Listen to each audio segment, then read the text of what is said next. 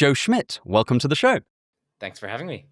So, a friend of mine, upon my request, has sent us an Arguments for God Iceberg, as you have spoken about arguments for and against the existence of God, potentially certainly more than anyone else on YouTube, and possibly more than a lot of professors. So I'm very excited to run through this with you today. Let's crack right on into it. We've got layer one. So, I mean, for those of you who aren't familiar with an iceberg format, these are the ones that my philosophy of religion friend have decided are the most popular or most well-known ones.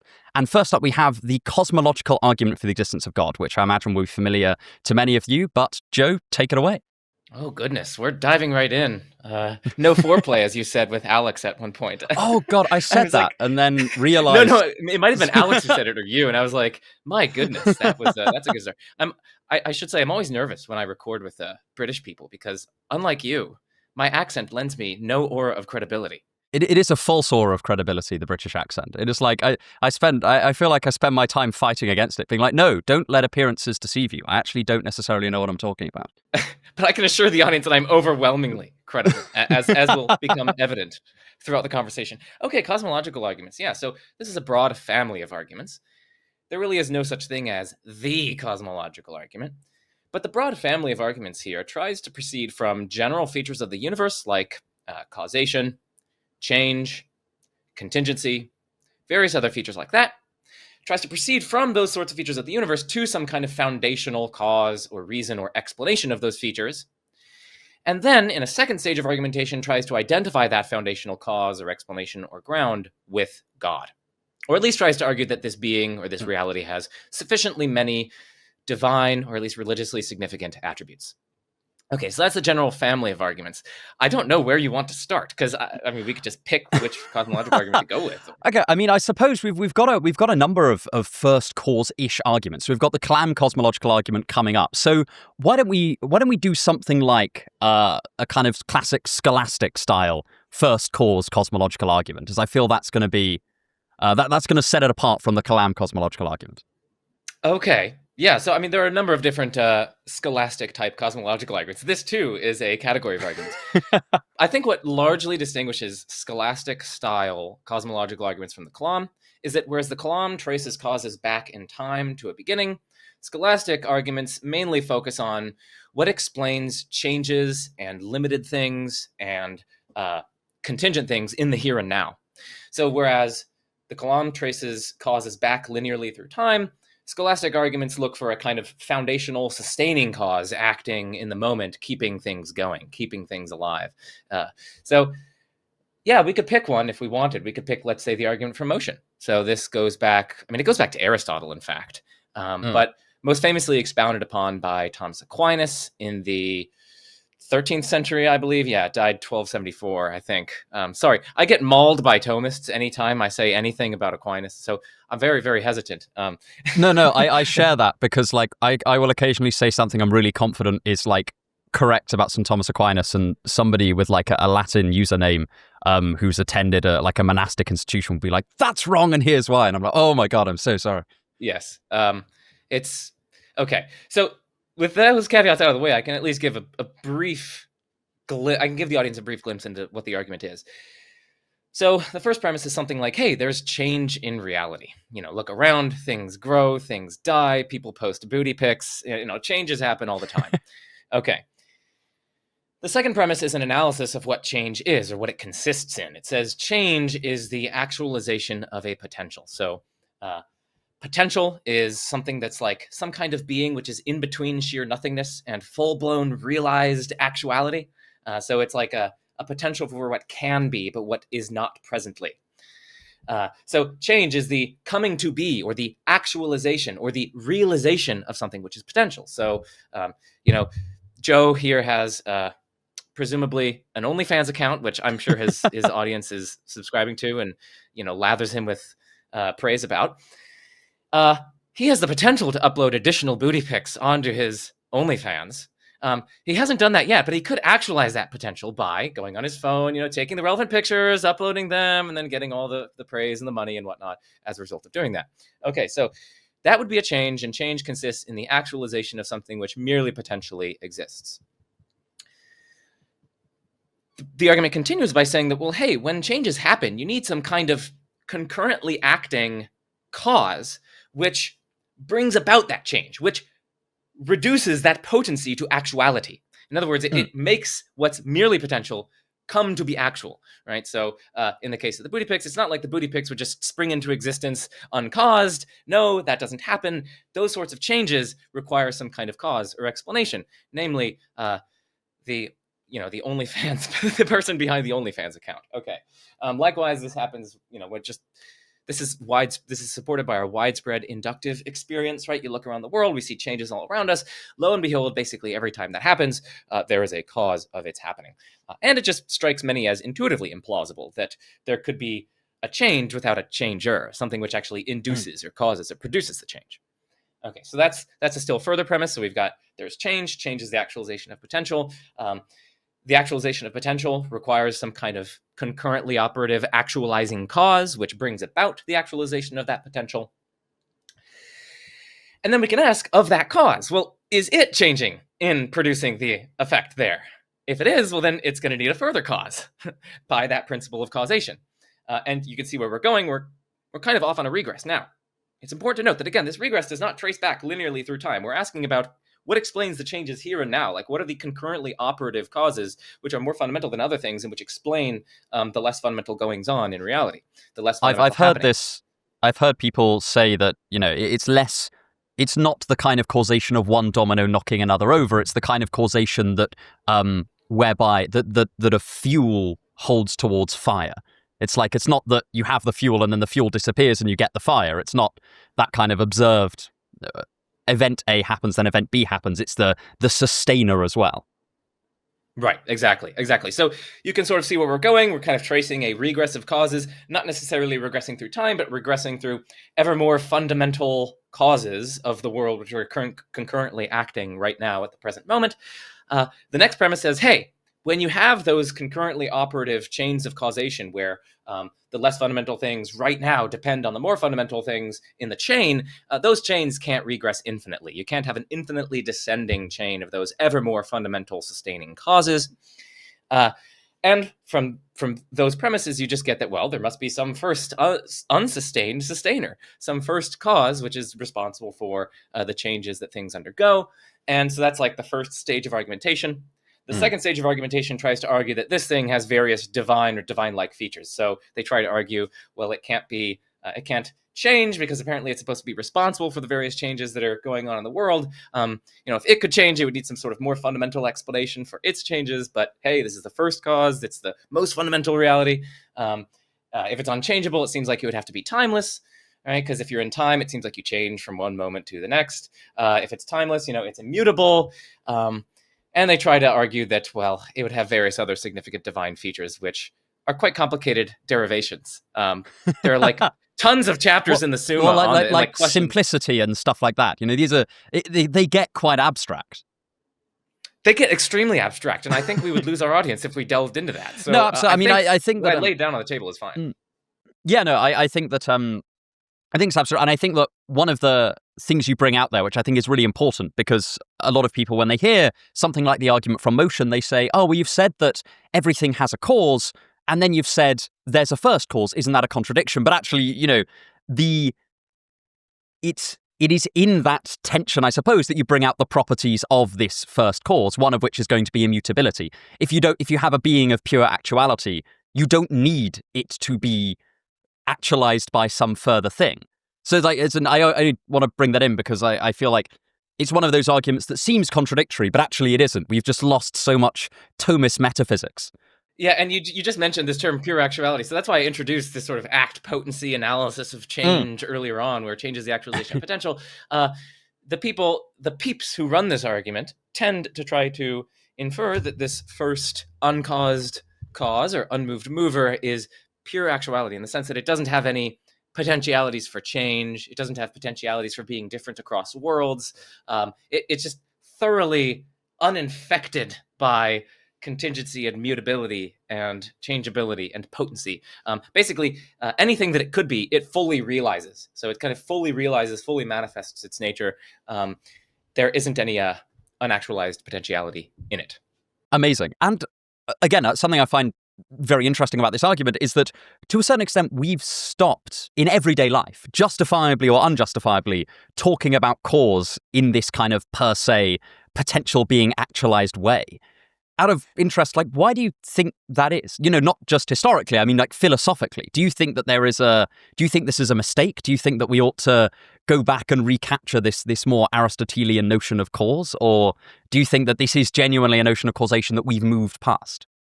Boy, that's a good question. I mean, from my own philosophical sensibilities, yes, I think we've sort of moved past this. I don't think we've moved past this. I don't think we need to analyze change as the actualization of potential.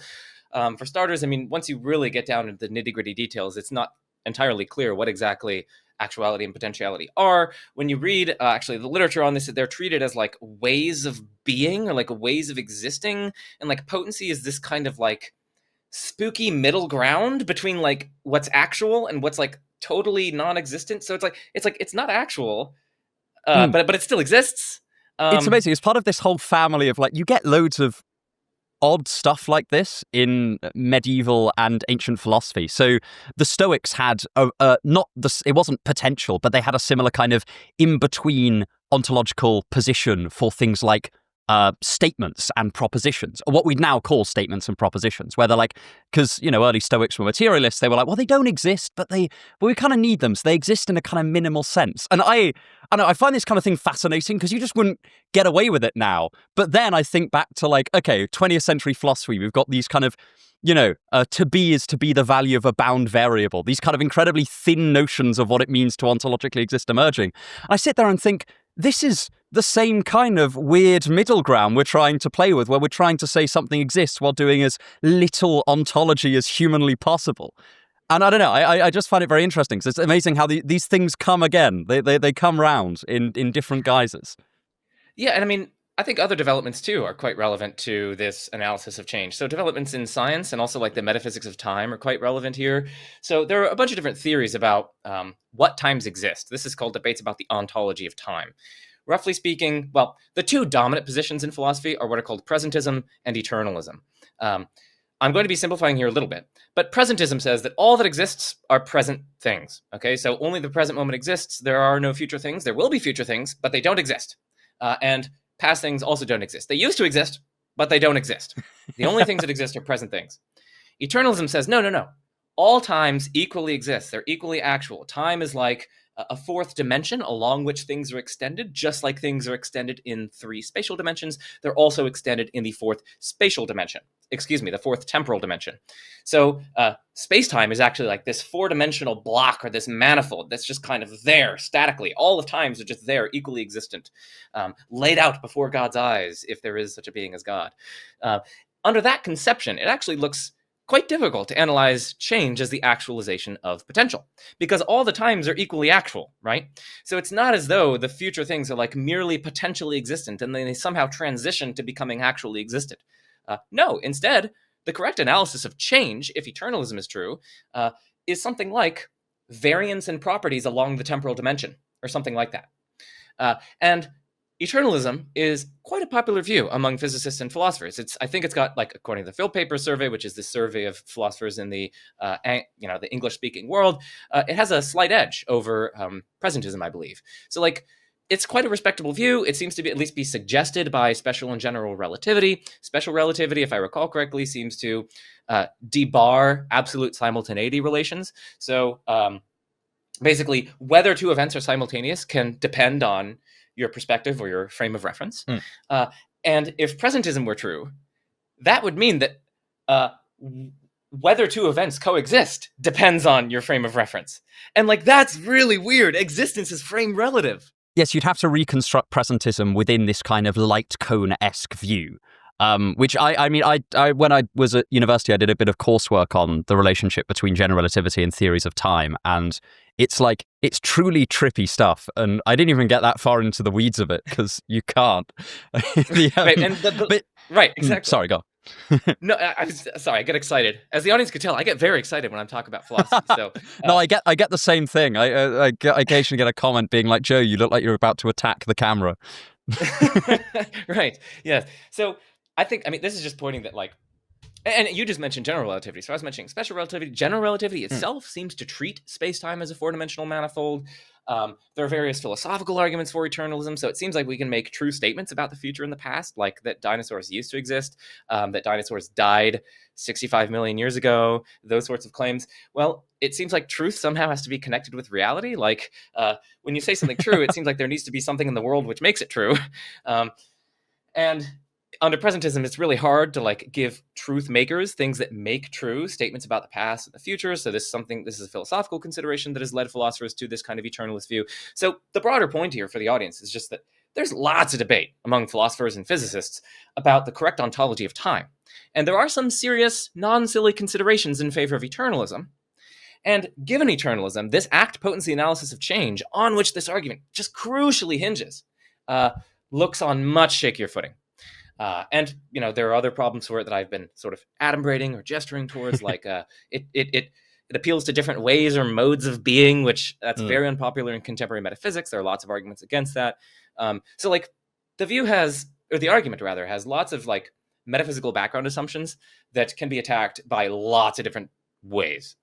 So Absolutely no. I think that's theories of time are a truly trippy bit of philosophy. It's a lot of fun. If anyone wants to look into it, I tell you what, I will link in the description one of the most famous papers from the philosophy of time, which is McTaggart's paper on on how time is contradictory, or our common sense theory of time is likely contradictory, as that's very interesting.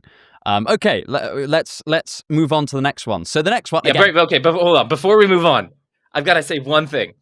For the audience, there is so much more that can be said about these arguments for and against. It's not like we're settling the debate here. I just want the audience to be aware that, like, we're just trying to canvass these things. This is just dipping toes into different ideas, and please do go and explore these further in your own time, because they are all absolutely fascinating. And next up, we have Paley's design argument, which I think is again something that most people will have heard of. It's a specific argument on like a kind of family of arguments. So I think that people have most likely encountered a sort of school book version of this, which is that positing the idea that you're walking along a beach and you find a watch, and the watch is very intricately designed, and you thus naturally conclude that the best explanation for that is that there exists a human designer, and then you look at some part of the natural world. So the classic example is the human eye, but you could do this with other things, right? It's not necessarily constrained to the biological case. But you take a complex feature of the natural world like the human eye and say, God, this is so complex. Surely, if I'm to be consistent in my reasoning, since I inferred a designer when I saw the watch, I must also infer a designer when I see the eye. Now, how much of that did I get right? I think that's broadly correct. I mean, there are different ways you can run the argument. Yeah, I think it's correct. I mean, there are people run it as like an inference to the best explanation. So like what best explains the complex functionality of various organ systems and organisms and the ecosystem as a whole. You can run it as an argument by analogy, which I think a lot of people think Paley was onto an argument by analogy. So you're walking along the forest as you were intimating, and you come across the watch, and of course you just immediately infer design because it's got various parts that are super complicated and their interrelations are like working towards a particular function. So like we just immediately infer design there, and by analogy we should likewise infer design when we see like super complicated interrelated parts of organisms that are working together to serve various functions of reproduction and maintaining homeostasis and all that nonsense that biologists talk about.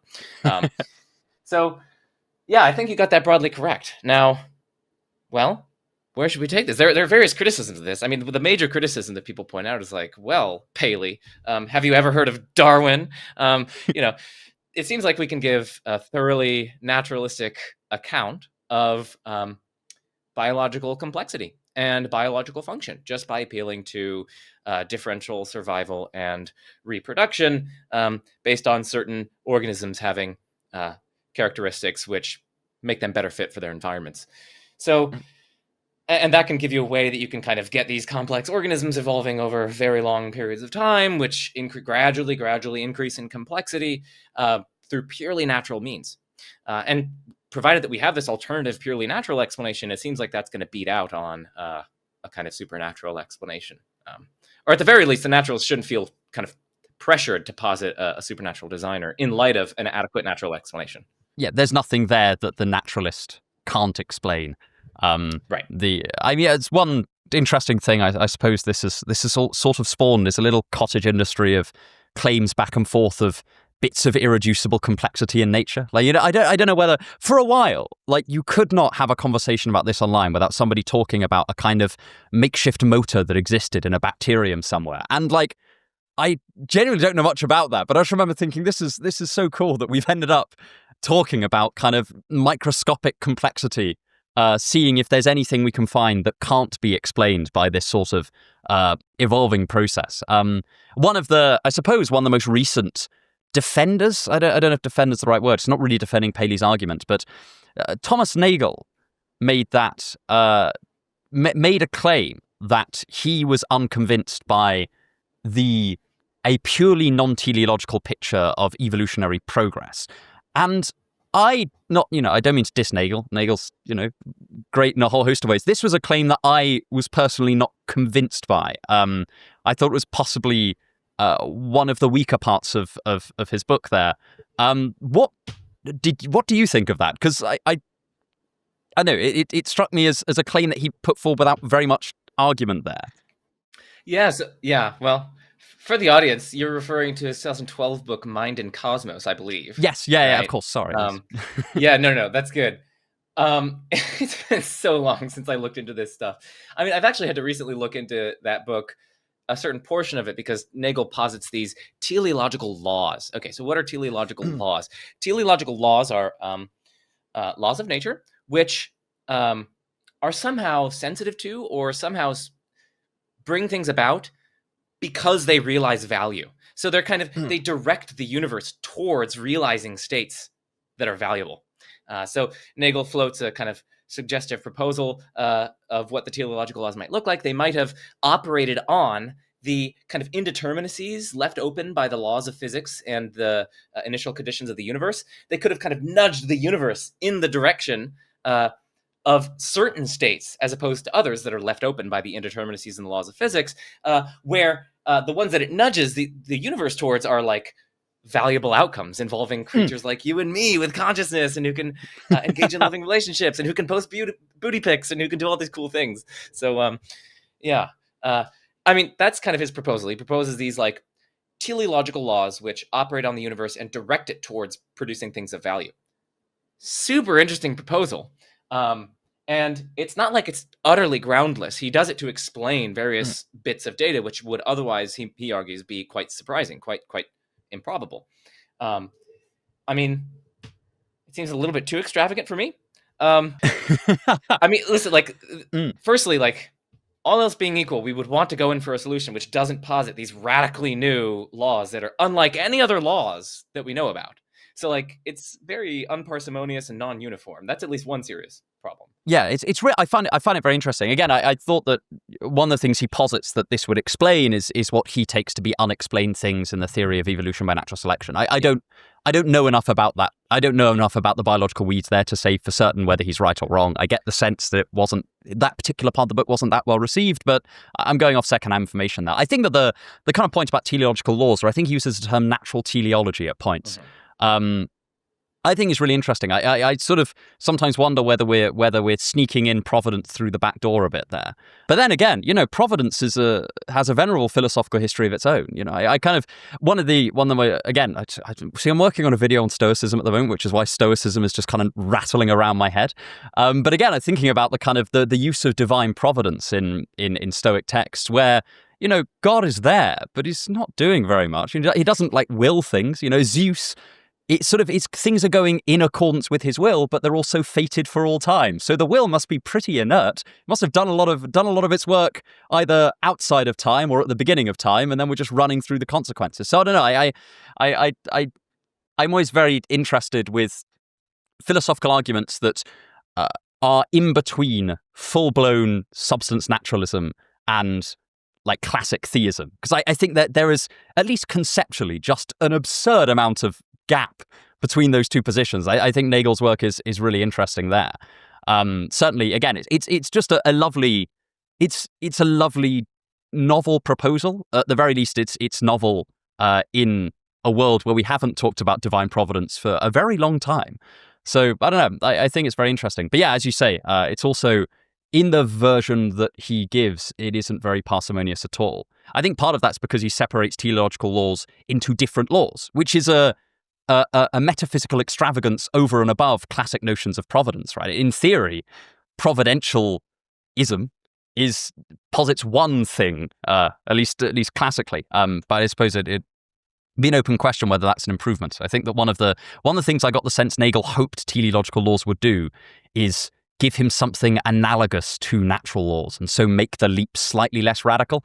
I'm not massively convinced that it does that. I actually think that I'd be more willing to accept a kind of providentialism than I would these kind of itty-bitty teleological laws. I love that. I mean, I love this point, and I think it points to like a potential defect of the kind of Hegelian style teleological laws vis-a-vis theism. Theism posits like you said, this one unifying foundation of reality, which is responsible for the laws and the way that the course of temporal evolution develops, and then eventually biological evolution goes. By contrast, the teleological law proposal, at least if that's the only thing we're sort of positing in addition to physics, and then we leave kind of the fundamental physical features of the universe and the fundamental physical laws just brute, well, then we have firstly, the initial conditions and the fundamental features of the universe are going to be brute. They're going to be unexplained. The laws are going to be unexplained. The non-teleological laws are going to be unexplained. They're going to be fundamental. And now we're positing additional fundamental teleological laws, which are radically unlike all the other laws. And then somehow these all have to harmoniously coordinate together. And again, none of them explain the others. So these are fundamental features that we have to write in by hand, and then they somehow harmoniously coordinate with one another in such a way that they can interact and produce eventually things of value. So it's we're positing more brute things, it seems, more brute correlations, which are strikingly fortunate and seemingly coincidental. I'm not really attracted to the picture. No, I don't find it. I find it more interesting than I find it convincing. Maybe that's right. And it expands our conceptual horizons. I'm guessing most of the audience had not heard of teleological laws before this, but now they have new conceptual tools in their repertoire. Yes, yeah. I think that about things like Platonism as well, where I think we ought to. Which, it's not even that unpopular a view amongst philosophers now for things like mathematical objects and moral objects. So, for the amount of airtime it gets in academia, it gets so little airtime in popular discourse that, occasionally people think that I'm a Platonist, and I'm really not. I just think that it's neglected. But moving on, we've already kind of covered the argument for motion, so we'll skip over that one and we'll go straight to the moral argument. This is an argument that I find very interesting because I've long said that I think the most fascinating part of theism is the personal nature of the abstract object being posited, because that seems to me to be the most extraordinary part. We take the Thomist cosmological argument that we looked at earlier. A lot of that could, in theory, seems like it could be done with a very kind of inert, abstract object. And I know Thomas Aquinas would disagree with that, but at the very least, from a modern perspective, it seems like a lot of non-personal stuff could do that job. I like the moral argument, even though I don't necessarily think it's the strongest argument for God. I like it because it seems to lean more heavily on what I think is most extraordinary about theism, which is the personal nature of God. So I know that you've thought a lot about the moral argument, so I don't know. Yes. I'm a certified hater. Yeah, I got my certificate. I've got my certificate over there. It just says hater of the moral argument, and it's signed. So yeah, so listen, there are two different kinds of moral arguments, and one of them I actually have some sympathies with. I actually think it's a reasonable argument, but the other one, it's I have no sympathies with. I'm sorry. So okay, the two different kinds are what we could call the more ontological moral argument, which tries to say that you need God to ground or explain morality or something, or maybe he's the best explanation of morality. So that's the existence of morality. So that's a more ontological type argument. But there are also epistemological type arguments, which say that God's the best explanation, or maybe the only explanation of our having moral knowledge, at least when put in competition with naturalism and naturalistic explanations of moral knowledge. So there are these two families that I would want to sharply separate out. I think you're asking about the more ontological style argument. And yeah, there's William Lane Craig. articulates the argument, if God doesn't exist, then there are no objective moral values and duties. But hey, there are objective moral values and duties, so God exists. Now, of course, some people get off the boat at that second premise, that there are objective moral values and duties. These are just moral truths, so truths about what's right or wrong or good or bad, which are true independently of our preferences or our desires, or various other of our beliefs and whatnot. So the typical appeal here is like, hey, even if we all thought that it was okay to torture and dismember children, it seems like it would be wrong. It would still be wrong in that case. And that kind of indicates a kind of independence of the moral domain from our preferences and our desires and whatnot. There seem to be some things which are, in that sense, objectively good, bad, right, or wrong. And actually, I'm a card-carrying moral realist, someone who accepts that second premise. I do think there are objective moral values and duties and whatnot. I think it's wrong to torture children.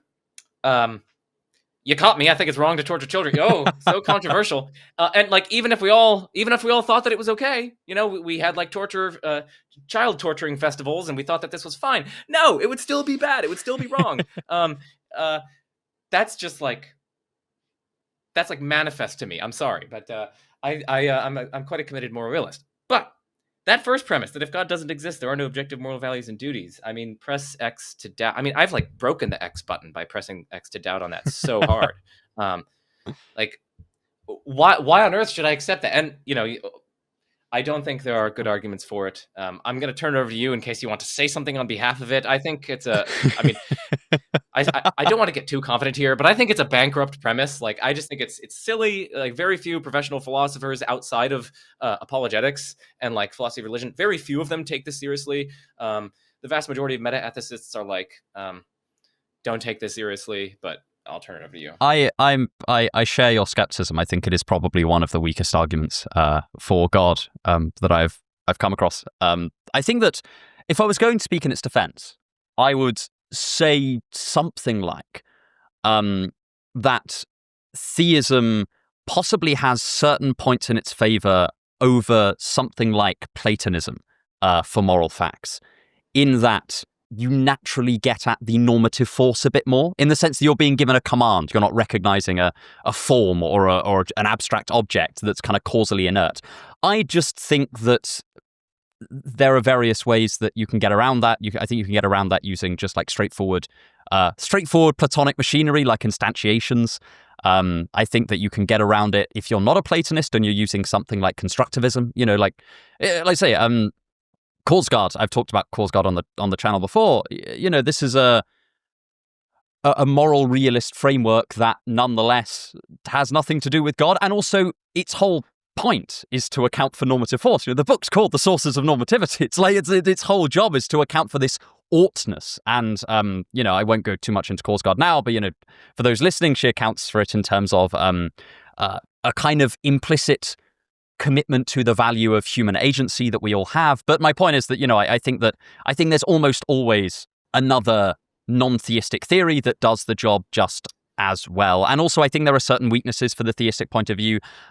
Even if you hold that God's will is necessary or fixed, it's still making moral facts relative to a will, and one will, which is potentially you have Euthyphro style worries there. And also, I think that I think there's something comforting about the flip side of inert objects might not get you to normativity straightforwardly, or might not get you to oughtness straightforwardly, is that they're comfortingly stable. It places them alongside mathematical truths as things that are going to be enshrined for all time. And if you're a moral realist, that's really nice. That's kind of that's a nice thing to have. And especially if you're attempting to ground moral truths within the mind of a god of one of the major world religions, because of the way that scripture often presents God as, at least on the face of it, changing his mind about things. I don't know. You end up, I think potentially having some good arguments for things like moral Platonism over theism. I also think that actually naturalist groundings for moral realism, while not while I don't think they're like a dead cert, I think they are neglected. So one of my maybe more controversial opinions, actually I don't think this is that controversial anymore, but one of my more controversial opinions as it was 10 years ago was that I think that something like the open question argument, which for people who haven't heard is that an argument from G.E. Moore that suggests that moral properties cannot be reduced to natural properties because for any given natural property you can always ask, well, is that really good? Which you can't do for more straightforwardly definitional claims, like you can't ask, does a triangle really have three sides? It just doesn't make sense.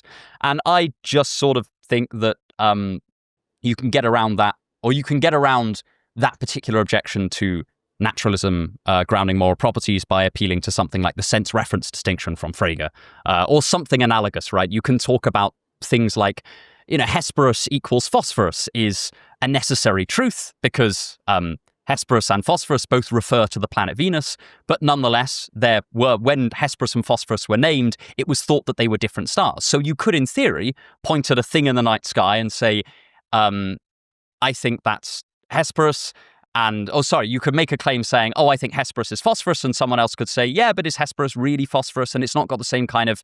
The point is, it breaks the line of inference from definitional claims are obviously true on their face to definitional claims might need a little bit more argument for them before the definitional equivalence becomes clear. But I still don't think there are that many plausible candidates for a total reduction of moral properties to natural properties, but nonetheless, I always like to give that argument because I feel like people use the open question argument like a magic spell, and it's like, no, I think that we had the tools to deal with this argument in like the 1880s. This is, as in before G.E. Moore wrote this paper, I think we had the tools to deal with this, or wrote Principia Ethica. I don't know, yeah. But that would be my best bet at defending it.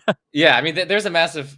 There's a massive literature on the open question argument that I'm not fully read up on. I mean, I know the argument, and I mean, I know one of the major objections to it is that, like, well, one of the ones that you just mentioned, but also another one is it would seem to like rule out any informative analyses of anything.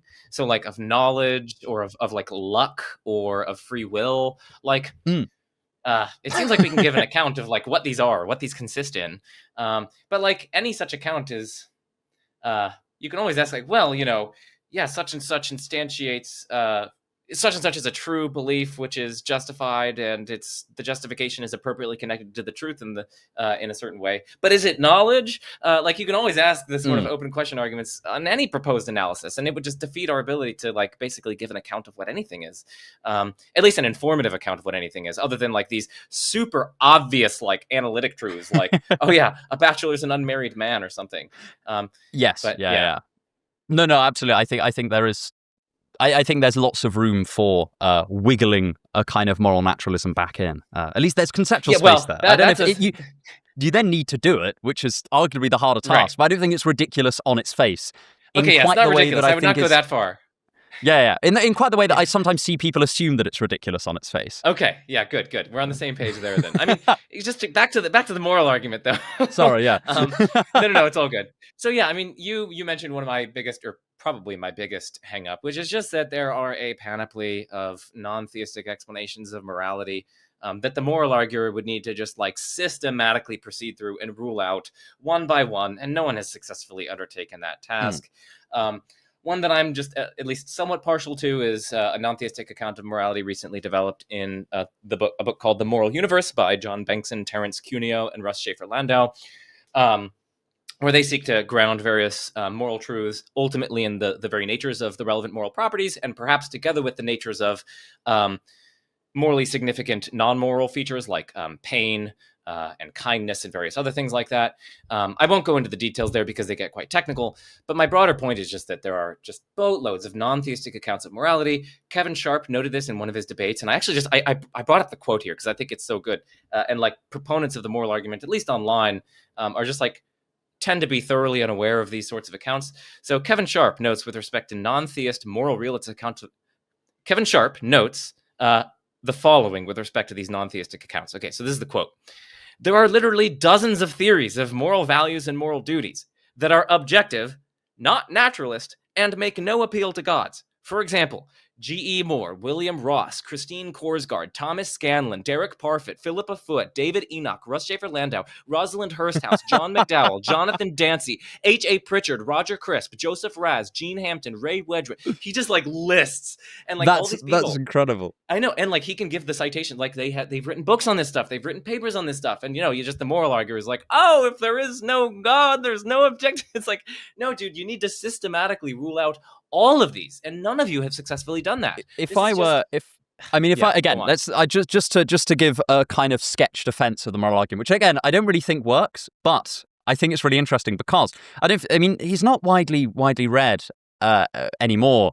But one of my friends sent me as a gift a copy of the kind of reactionary French monarchist philosopher Joseph de Maistre, who makes an incredible argument, an incredible moral/amoral argument for God, which is just that it does not matter whether God is evil to you or whether he grounds morality in this kind of highfalutin metaphysical sense. The point is he's running the show and you can't leave.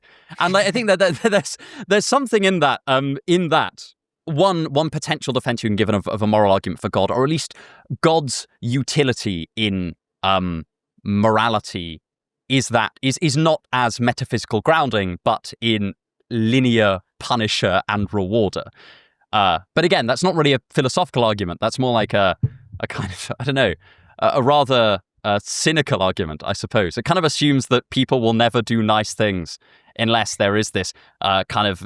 It turns God into kind of an uncomfortably brute force character, which I don't know. Not many theists are willing to accept that. But I do think it is one thing that God can do that almost any other moral theory can't, is that he can send you to hell.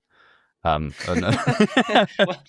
but even there, that might be incompatible with God's goodness. It seems like our finite crimes don't merit like infinite torture. But anyway, I'll say a few more things about the ontological moral argument, if that's okay. So, I've always worried about this.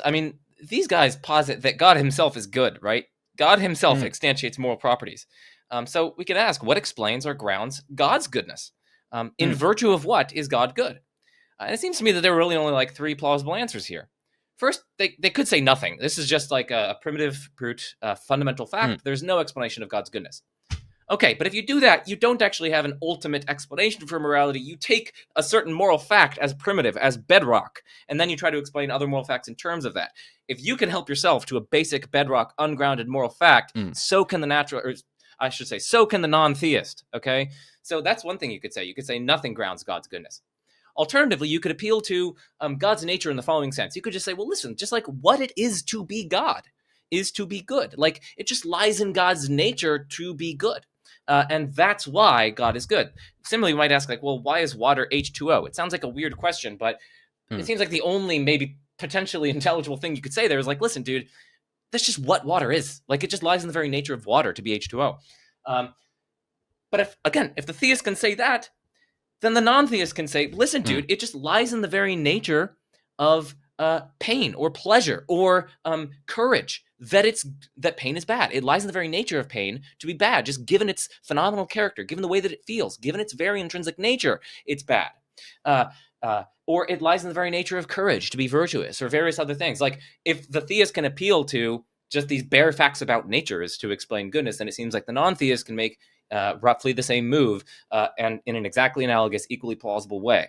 The third thing that I think the theist could say in responding to this question of what explains or grounds God's goodness is to appeal to like substantive divine attributes. Like they could say, well, God's good because he's loving and he's just and he's kind and he's merciful, etc. But you know where I'm going with this? The non-theist can then make the same move. They can say, why are various acts good? Why are various people good? Well, because they're loving, they're just, they're kind, they're merciful. Those acts exhibit love and so on.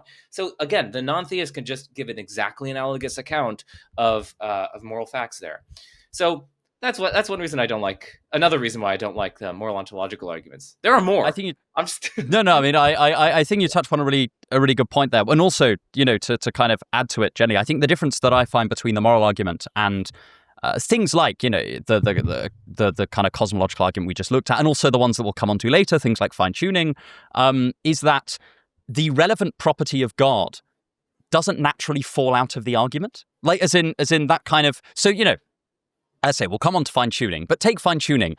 The intelligence and the intelligence and intricacy of God's mind falls out of the premises of fine-tuning. It gets you to a being that is intelligent, and then you, down the line, you connect it, you make it suitably God-shaped, as I'm sometimes fond of saying. And like, Aquinas's cosmological argument, you end up with a being of pure act, and then you beat it into something God shapes. The moral argument, you just say something needs to ground goodness, but you get nothing in what that thing is meant to be. Like it doesn't get you to even the starting point of a picture of what God is like, other than he is good. But goodness at that point is just an empty sign. It doesn't yet refer to anything. So I don't know. I think it's an interesting point. It's one of the things that I think makes the moral argument particularly weak, is that you end up with an uninformative conclusion, and then you you're not forming a picture of God as the argument goes on. You are often kidnapping a picture of God from oftentimes a scriptural text, and then like shoving him into the conclusion of an argument, which sort of makes it seem very disconnected. Right, and that's very similar to just. That's very similar to the trilemma that I just posed, right? Because I was like, listen, what explains God's goodness? What does that? What grounds that? And I mean, again, they could say nothing. They could say, well, it's these other features of God, these substantive characteristics like love and whatnot. But then you're kind of giving more. You're giving a further account that non-theists can just adapt. I mean, like, come on. Yeah, there are other problems here. We could go on and on. I know. I could go on and I have gone on and on my channel. So if people want to check out, it's the moral argument. The moral argument is to a certain extent an argument that's always fun to criticize, because I think that it gets such outmoded attention compared to its strength. But as I say, moving down into the next layer, we have the ontological argument. We have not covered the epistemic side of the moral argument. Okay, no, of course, sorry. Well, let's at least briefly mention it. So, I mean, the rough idea here is that, like, at least if naturalism is true, if there's no God, there's nothing like God. The evolutionary process is just a natural, unguided process where, it's just survival of the fittest, and there's no kind of directedness behind the process. It's very hard to explain how we have moral knowledge in that case, or you might think, why is that? Well, our basic moral intuitions, our basic dispositions to evaluate things as being good or bad or right or wrong, those are themselves the product of evolution. And it seems like evolution is blind to moral truth. Evolution does not equip us with certain moral sensibilities because they're true. Instead, it equips us with certain sensibilities because they're conducive to survival. And that is a little bit worrying. Why is that worrying? For various reasons. One reason is that, well, it seems like, goodness me, we easily could have evolved with different moral sensibilities, right? Like, look at the hive bees or whatever. Like, they, was it Darwin who said, like, if we had evolved as hive bees, we would have thought it a sacred duty to sacrifice the males or something like that, because apparently they just like systematically kill like all the male offspring or something like that. I forget exactly all the details of this. Sorry, again, biological stuff that I don't specialize in. But like, if we had evolved slightly differently, our moral sensibilities would have been radically different. We would have thought it's like a sacred duty. We would have thought it's good to like just like eat our offspring or something like that, or just like systematically kill certain of our children based on their gender or something, or just do other horrific things. And we would have thought that was totally fine, and we would have thought that that's just like a morally obvious fact that, yeah, that's permissible. So like there's a kind of radical disorienting contingency to our moral judgments if naturalism is true and we developed by evolution. Also, just the bare fact that the moral truths don't explain our judgments is itself kind of worrying. If you were reading a book and you think this is like a book about like accurately relaying facts about Madagascar birds, right? So you're reading this book, it says on the front, like Madagascar birds, and you look at it and you're like, oh, cool, that's a cool bird and all this stuff. But then you learned that actually the book was just like a ChatGPT hallucination, which is not explained by, it doesn't have any explanatory connection whatsoever to actual birds in Madagascar. So like the pictures, they were hallucinations by ChatGPT. Like there's no explanatory connection to the birds in Madagascar. You should just completely doubt all of your beliefs that you just gained about Madagascar birds. Like, you should just stop believing them. Like, you believe that there is this bird with such and such a location in Madagascar with such and such a weight and such colors and whatnot. You should start doubting that if the contents of the book are just a hallucination by ChatGPT. Why is that? Well, it seems like it's because like it's explanatorily disconnected from the facts. The facts play no role in explaining why you believe them. And we might think that something similarly worrying is going on with evolution by natural selection, because the moral truths aren't guiding the evolutionary process if naturalism is true. Instead, it's just the blind forces of nature. It's just whatever best conduces to our survival. Theism, by contrast, seems to have a much better story here. No, our moral sensibilities are not radically contingent, disorientingly contingent in that sort of way. And moreover, the moral truths actually do figure in the explanation of why we have our basic moral sensibilities, our basic intuitions, and our dispositions to believe certain basic moral principles. And that's because, there's a God on the picture who actually created us. And he could have in view the various moral facts, and he could ensure that we develop in such a way as to have at least reliable moral knowledge. And that seems to be really, really valuable. It seems like that's something God would plausibly at least be interested in, because we need that to have like successfully, or at least to relate to one another in a truly morally meaningful and flourishing way, to relate to God in a meaningful way, not to be moral monsters. So like theism can kind of secure the needed explanatory connection between the moral truths and our moral sensibilities and beliefs and dispositions, to avert the skeptical challenge that the naturalist faces. So it seems like maybe theism has an edge over naturalism in explaining our moral knowledge. And this also, by the way, even if you don't think we have moral knowledge, because some people in the audience might think, morality, humbug, that's just some nonsense bullshit that people invented to try to control the masses. It's, it's the opium for the people. Morality is the opium for the people. Okay. Maybe some people have that view, but like, you don't get out of this argument just by doing that, because you can run the argument just in terms of other truths that are what we could say are like a priori knowable. We don't know them on the basis of sense experience. But things like maybe mathematical truths, maybe like certain metaphysical truths about like composition or identity. It also applies to like truths about theory choice, which you can't gain through like empirical evidence. So like a preference things like for simpler, parsimony and beauty simplicity, and things like that. Things like that. So like we seem to have like a good deal of kind of a priori knowledge that's not gained through sensory experience. And though that would also be threatened by these sorts of arguments. So, I mean, something that, I almost think that you can, I think, run this for sense experience as well, slightly more obliquely. I mean, I know that's more controversial, but like, this idea of like, no, our senses are just as contingent. Yeah, I made the argument the other day in a video that quite a lot of our scientific theories just rely on the convergent nature of human observation. If we shared the planet, if half the population were hyper-intelligent bees, who as a result saw the world through fundamentally different senses, but were comparatively intelligent to humans, we wouldn't, I would posit, be able to have a convergent scientific theory with the hyper-intelligent bees. We would end up with very, very different theories of the world. And that, well, you would if you were just embracing a purely naturalist picture. And that might be a problem for you as well, right? Because, I mean, well, you can just swallow the Kant pill, which I highly encourage everyone to do in any case. But it at the very least raises a problem, right? Because it places this seemingly very contingent thing in between you and reality in a way that you might be profoundly uncomfortable with. Yeah. I mean, I have some sympathies with this, these style of argument. At least with, I'd have to think more about the point about the science one. I have not swallowed the Kant pill, unfortunately, so I'm not fully sure I'd get on board with that rendition. But like, yeah, I mean, full honesty, I have some sympathies with these more epistemic kinds of arguments, and I mean, we probably should move on. Just yes, sorry, no, I'm sorry. I mean, we've only covered like 3 or 4 arguments, and we have like a dozen to get through. No, I'm sorry. Well, yeah, we'll move on to the next layer then. The ontological argument. Let's just say St. Anselm's ontological argument, because I think that I assume that's the one who means. Yeah. I mean, Alex O'Connor has just kind of like an obsession with Anselm's argument. He just thinks it's like so beautiful, and it's like got a special place in his heart. And I've actually come to like feel that a little bit. It's like, wow, this is kind of moving, kind of beautiful. I mean, I think it utterly fails, but it's kind of beautiful. It's like, wow, we could just like sit in our armchair, reflect on the concept of God, and just like, boom, God exists. That's kind of cool if it were true.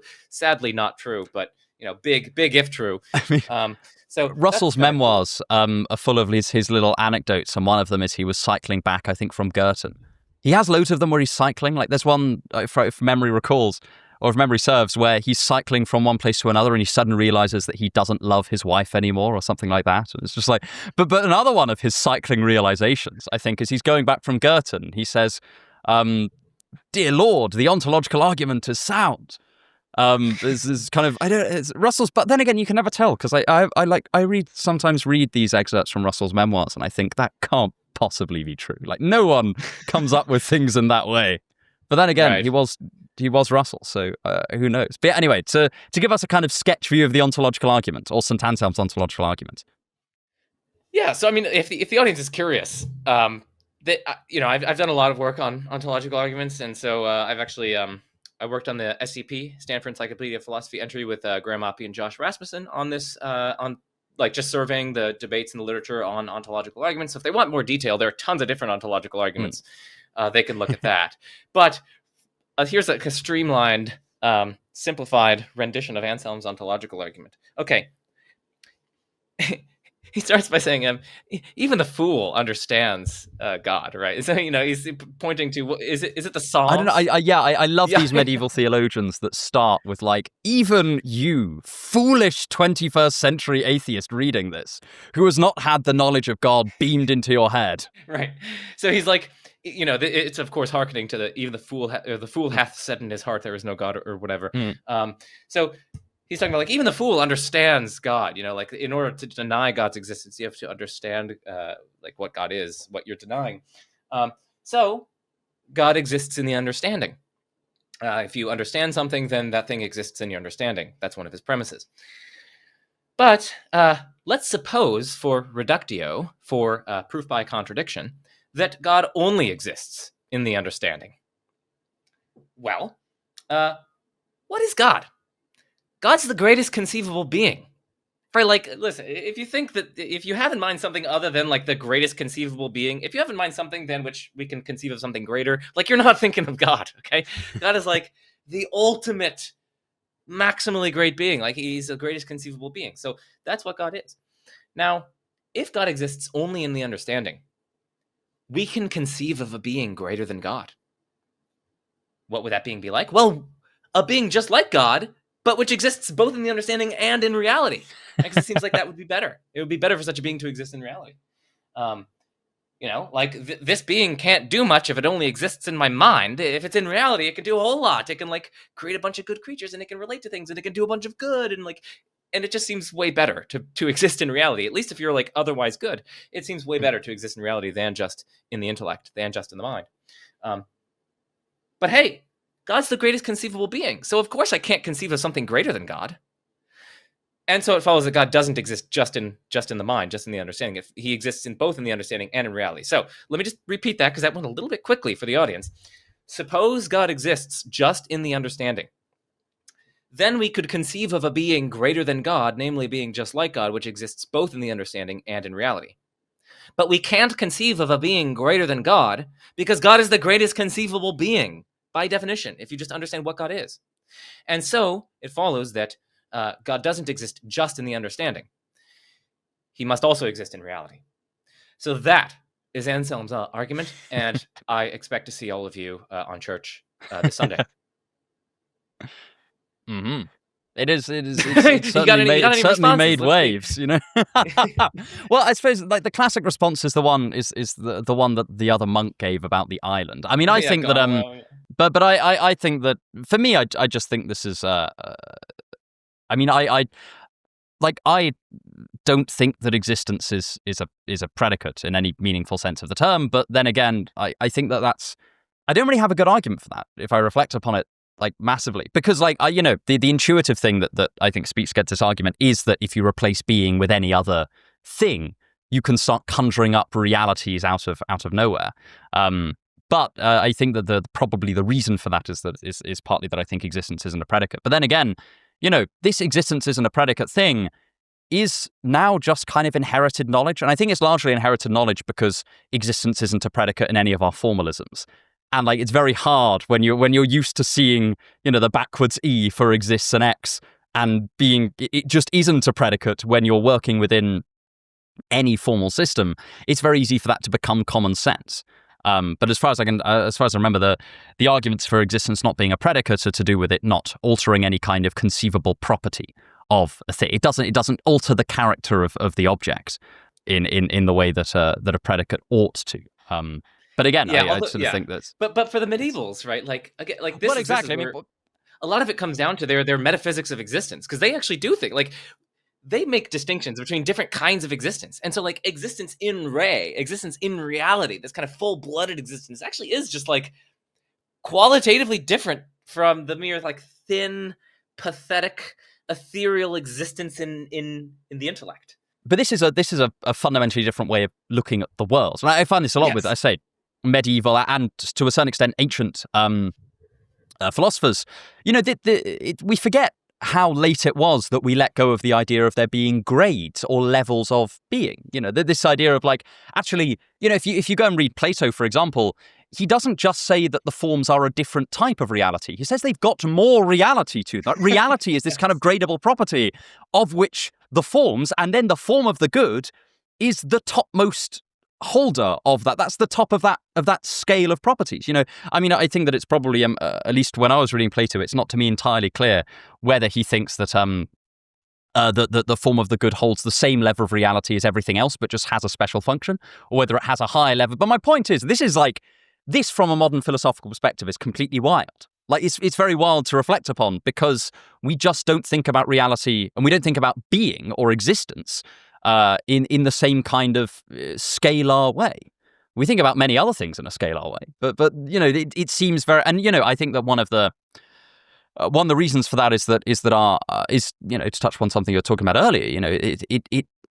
Truth makers become very odd under scales, like all kinds of very, very, I don't want to say truth makers are common sense, but like all kinds of notions that we help ourselves to in modern philosophy become really quite weird if you start adding in scales of reality.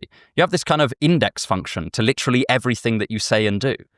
It is, but again, I think that it partly accounts for why it is that a lot of these older arguments just strike the modern ear as fundamentally strange. It's because actually, when you see Anselm say that existence in understanding or existence in understanding and in reality, like that, we would call that is a thought, is not a thought. It's something like that. But it's a very different way of carving up the world. I think that's right. So like this is one way that a lot of different scholars attack Anselm's ontological argument, was just to point out that like he actually does seem to be smuggling in some like very controversial, unintuitive metaphysics here. Like some people think that he's relying on something like Meinongianism, where Meinongianism, that comes from a 20th century philosopher, Alexius Meinong. And Meinong thought that there are non-existent things. So like they have being in some sense, but they don't exist, but they have being. They're out there somewhere.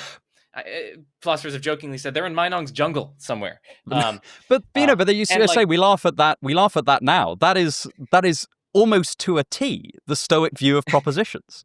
This again. It is very, very odd. I mean, I sometimes wonder if you were to actually get a genuine, flawless or as flawless as you could translator of these ancient speakers to modern ears, what word would they use for these interim styles of existence? Because, for example, I once had a lecturer of ancient philosophy who posited, or at least, in a conversation, said that he thinks that the best way to translate something like the Stoic view of propositions would be to say something like conceivables, as opposed to like non-existent existence, which is roughly how it's sometimes put, which feels very, very odd. So I don't know. Again, I just want to highlight the weirdness of the metaphysics at play here. Right. So like a number of people have argued that Anselm was relying on either Meinongianism or something like Meinongianism, or if not that, then at least some kind of like odd bifurcation of different like modes or kinds of existence, where you've got this like thin, ethereal kind of existence that God himself has in my mind, compared to like the robust, thick, oomphy kind of existence that things have in reality. A very, very strange and odd kind of metaphysics. So that's one kind of criticism. Another one is like, yeah, like the existence is not a predicate kind of thing, although I think that maybe might be downstream of some of these metaphysical issues. Another, I mean, the parody objections that you gestured towards, Yes, like, well, yeah. Gondola said, consider the greatest conceivable island, or, people have quibbled about islands because they think like, oh, it makes no sense to talk about greatest conceivable there because like you could always improve an island more, just add some more, as Alvin Planning once said, add some more coconuts and dancing girls. I was like, you could write that in 1970, but maybe not today.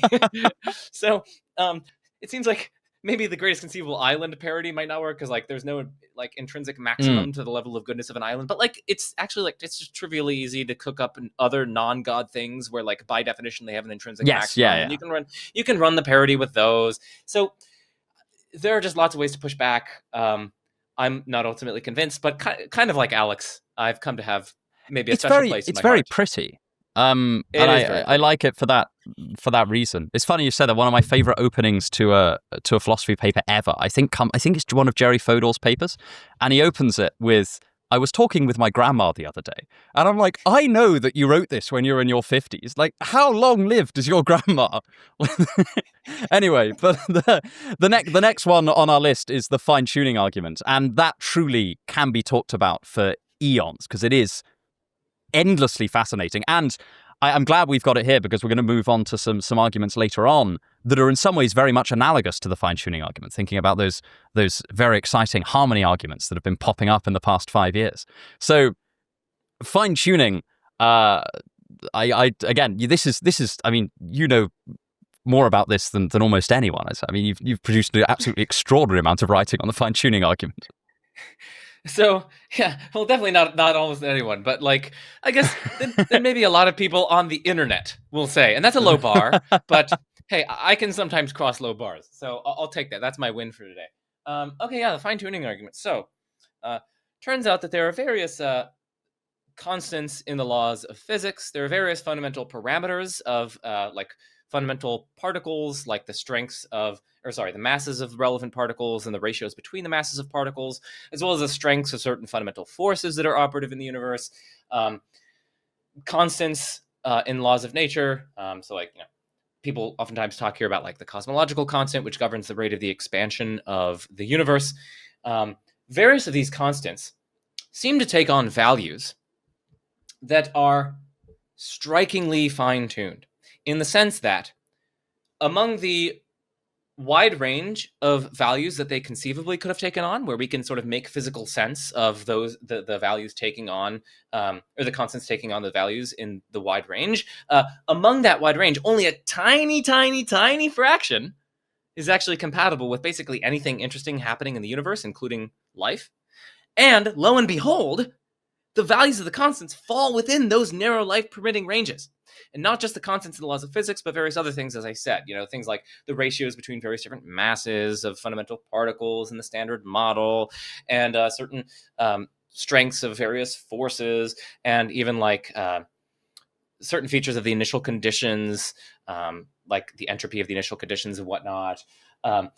It turns out that there are just like lots of these different cases in physics where things had to go just right in order to get a universe having like any interesting complexity, like stars and humans and galaxies and organisms and whatnot. And that just seems quite crazy. That's very striking. That's very surprising if the natural world is all that there is, and the fundamental laws of physics and the fundamental features of the universe are just, they're not explained by anything that's like directed towards value or directed towards life or would be interested in producing life. By contrast, if God exists, it seems much less surprising that the constants and the laws of nature would fall within the narrow life-permitting ranges. Because otherwise, you just get a quite pathetic universe that would just like collapse in on itself after a microsecond, or which would just like spread out and be this gargantuan universe where the two closest particles are like millions of light years away. It's like this is the case with the cosmological constant. It turns out that I forget which way you go. Like if it's slightly larger, then you get. But anyway, if it gets slightly larger, then one of these two things happen. The universe would either just like collapse back in on itself after the first like few nanoseconds of the Big Bang, or it would just like be way too diffuse that you don't get any particle interactions whatsoever. The closest two particles, as I said, are going to be like tons of light years away. By contrast, if the cosmological constant had been slightly weaker, you'd get the other result of those two. So again, I forget which way it is.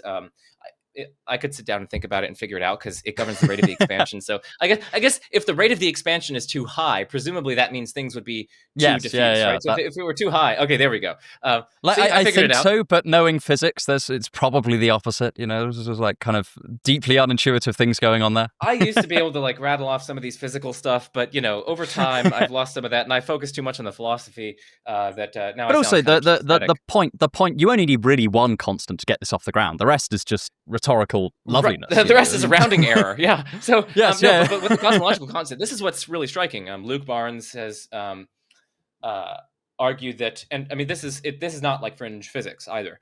Luke Barnes has argued that it's fine-tuned to 1 part in 10 to the power of 120. So that means that like if like basically think of like if we had 10 to the power of 120 marbles. Okay, that's a massive number of marbles. That's like 1 with 120 zeros. That's like this gigantic thing of marbles. And one of those marbles, if it's chosen, is basically compatible with anything interesting happening in the universe, with life developing. And we got that marble. Like that marble, which is insane, picked. Right? You know, that's kind of which is utterly again. Insane. If you would set this up in terms of a kind of picking things out of a hat, it comes across as incredibly.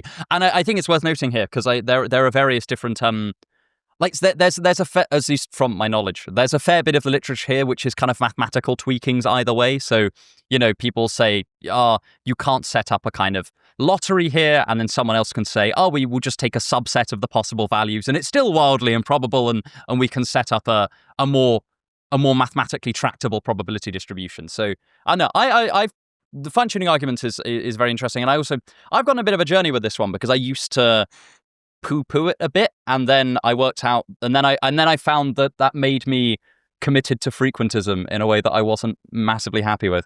So like I kind of you end up you kind of dismiss an argument on kind of quasi-Humean bases, and then you realize that then you have to be a Humean, and you know maybe that's a bit more costly than you initially expected. But fine-tuning is because the natural response that I always want to leap through is something like, well, how do we end up having an epistemic basis for establishing the probability of our constants being quote unquote chosen given naturalism, and them being quote unquote chosen given theism, given that we've never observed universes forming. And so it feels like it, or anything analogous to that. It feels very, very strange to start positing probability distributions and sets of possibilities given this. And I kind of have become a bit more convinced over time that ends up with a kind of very frequentist grounding for probability theory, which you might be happy with. I don't think frequentism is like a doomed theory by any means, but it has unintuitive consequences. And again, similar to the multiverse response to this, where someone will say something like, okay, yeah, but like, what if there are, a billion different possible universes, et cetera, et cetera, et cetera. The thing that I think that one of the reasons I've always been quite skeptical of that response is because I think one of the strengths of atheism as a position is that it's meant to be quite minimal. It's not meant to commit you to very much. It's meant to be kind of a negatively defined position. And also, you want to try and make it have as few inferential consequences as possible. And at the very least, if it makes you a frequentist, that's on the face of it kind of undesirable. And I'm sure that I'm sure that there are ways around this. I just haven't thought of them or found them yet. But that's one of the reasons why I've become a bit more friendly towards the fine-tuning argument recently. That's good to hear. I mean, I've had a similar journey. I mean, I actually used to be very much down on it. But after reflecting quite a lot and actually reading like a good deal of literature on it, it just turns out that like a lot of the objections don't seem to work. Or at least, at the very least, commit you to things which are quite unpalatable.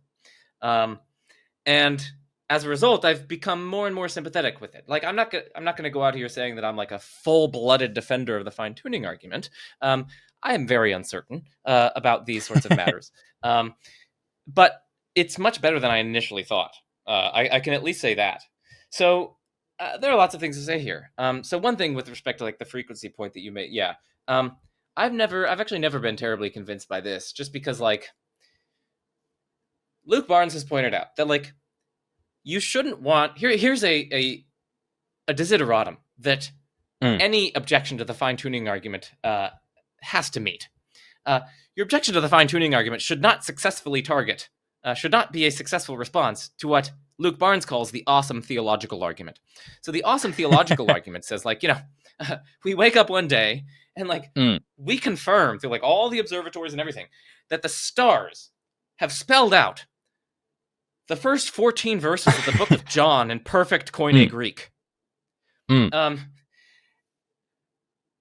That's like decisive evidence for design. Okay. Yes, yeah. I mean, so I find this really, and I it's one of the things that I've thought long and hard about this particular response. And actually, one of the things that I've thought of is actually, I think that if you wanted to take this frequentist position, or let's call it the frequentist position for now, even if you don't think it, just for the sake of having a term for it, I did realize that one response you can have to that is to say, no. The extraordinary thing is not that it's written out in the stars. The extraordinary thing is that we came up with a language that was written in the stars. So you do still have one thing that can plausibly and verifiably vary. In this case, it kind of, you end up in this odd position where the reason why it's a good argument isn't because the book of John is written in the sky. It's because we wrote the book of John. That was already written in the sky, and we don't know how that came about. But the extraordinary thing is that we managed to write it down independently. So I think you can have a version of this whereby the awesome argument is still convincing, but it does end up being very, very strange. It ends up being that, or at least in my view, it ends up being that the miracle is that we wrote something down, not that the stars have a particular configuration, which is very backwards. Yeah, right. But like, suppose we never wrote it down. That would still be like decisive evidence. I mean, like, okay, suppose that the initial conditions instead wrote out something where it's like, a poem that we've never seen before, and that we've never written or anything like that. But it's it would still be in our language, right? Like, and if it wasn't in our language, then we'd never know about it. It could be, although I was going to say something. I think I would want to think about it further before I say what I was going to say. No, so would I. This is not like a well-formed argument. This is something that I like scribbled in the margins of this paper. Yeah. I mean, one thing to say here is that like that just seems to be the wrong source of the confirmation. Like, dude, exactly. That's my problem with it. The stars spell out. Yeah. It's not. Hold on a second. That's not the evidence here. The evidence is like, that we wrote something, or like we like no. That's the evidence that clearly confirms design, and your objection shouldn't tell us that that's not evidence. That's my problem with it is that it makes it actually means that you can't say that the star formation is improbable. You have to say that us writing something down was improbable, which just seems to me to be so intuitively backwards. So that's my response to my own response there. Yeah, I mean, I think that's roughly right. But like the broader, and we've never observed a universe where like relativity fails to hold, but we could still talk about like the probability of relativity given our evidence. Yeah, exactly. I mean, this is what I mean when I say that if you end up committed to frequentism as your grounding for probability, you do end up in like places where they're very, you might want to bite that bullet. I think that it is much. It is, but it's a much higher cost to say that any atheist has to bite that bullet. You kind of want to, so I mean, you want to maintain the minimality, I don't know if that's the right word, of atheism. And I think that's one thing that, the frequentist response doesn't do. Frequentism is a controversial thesis.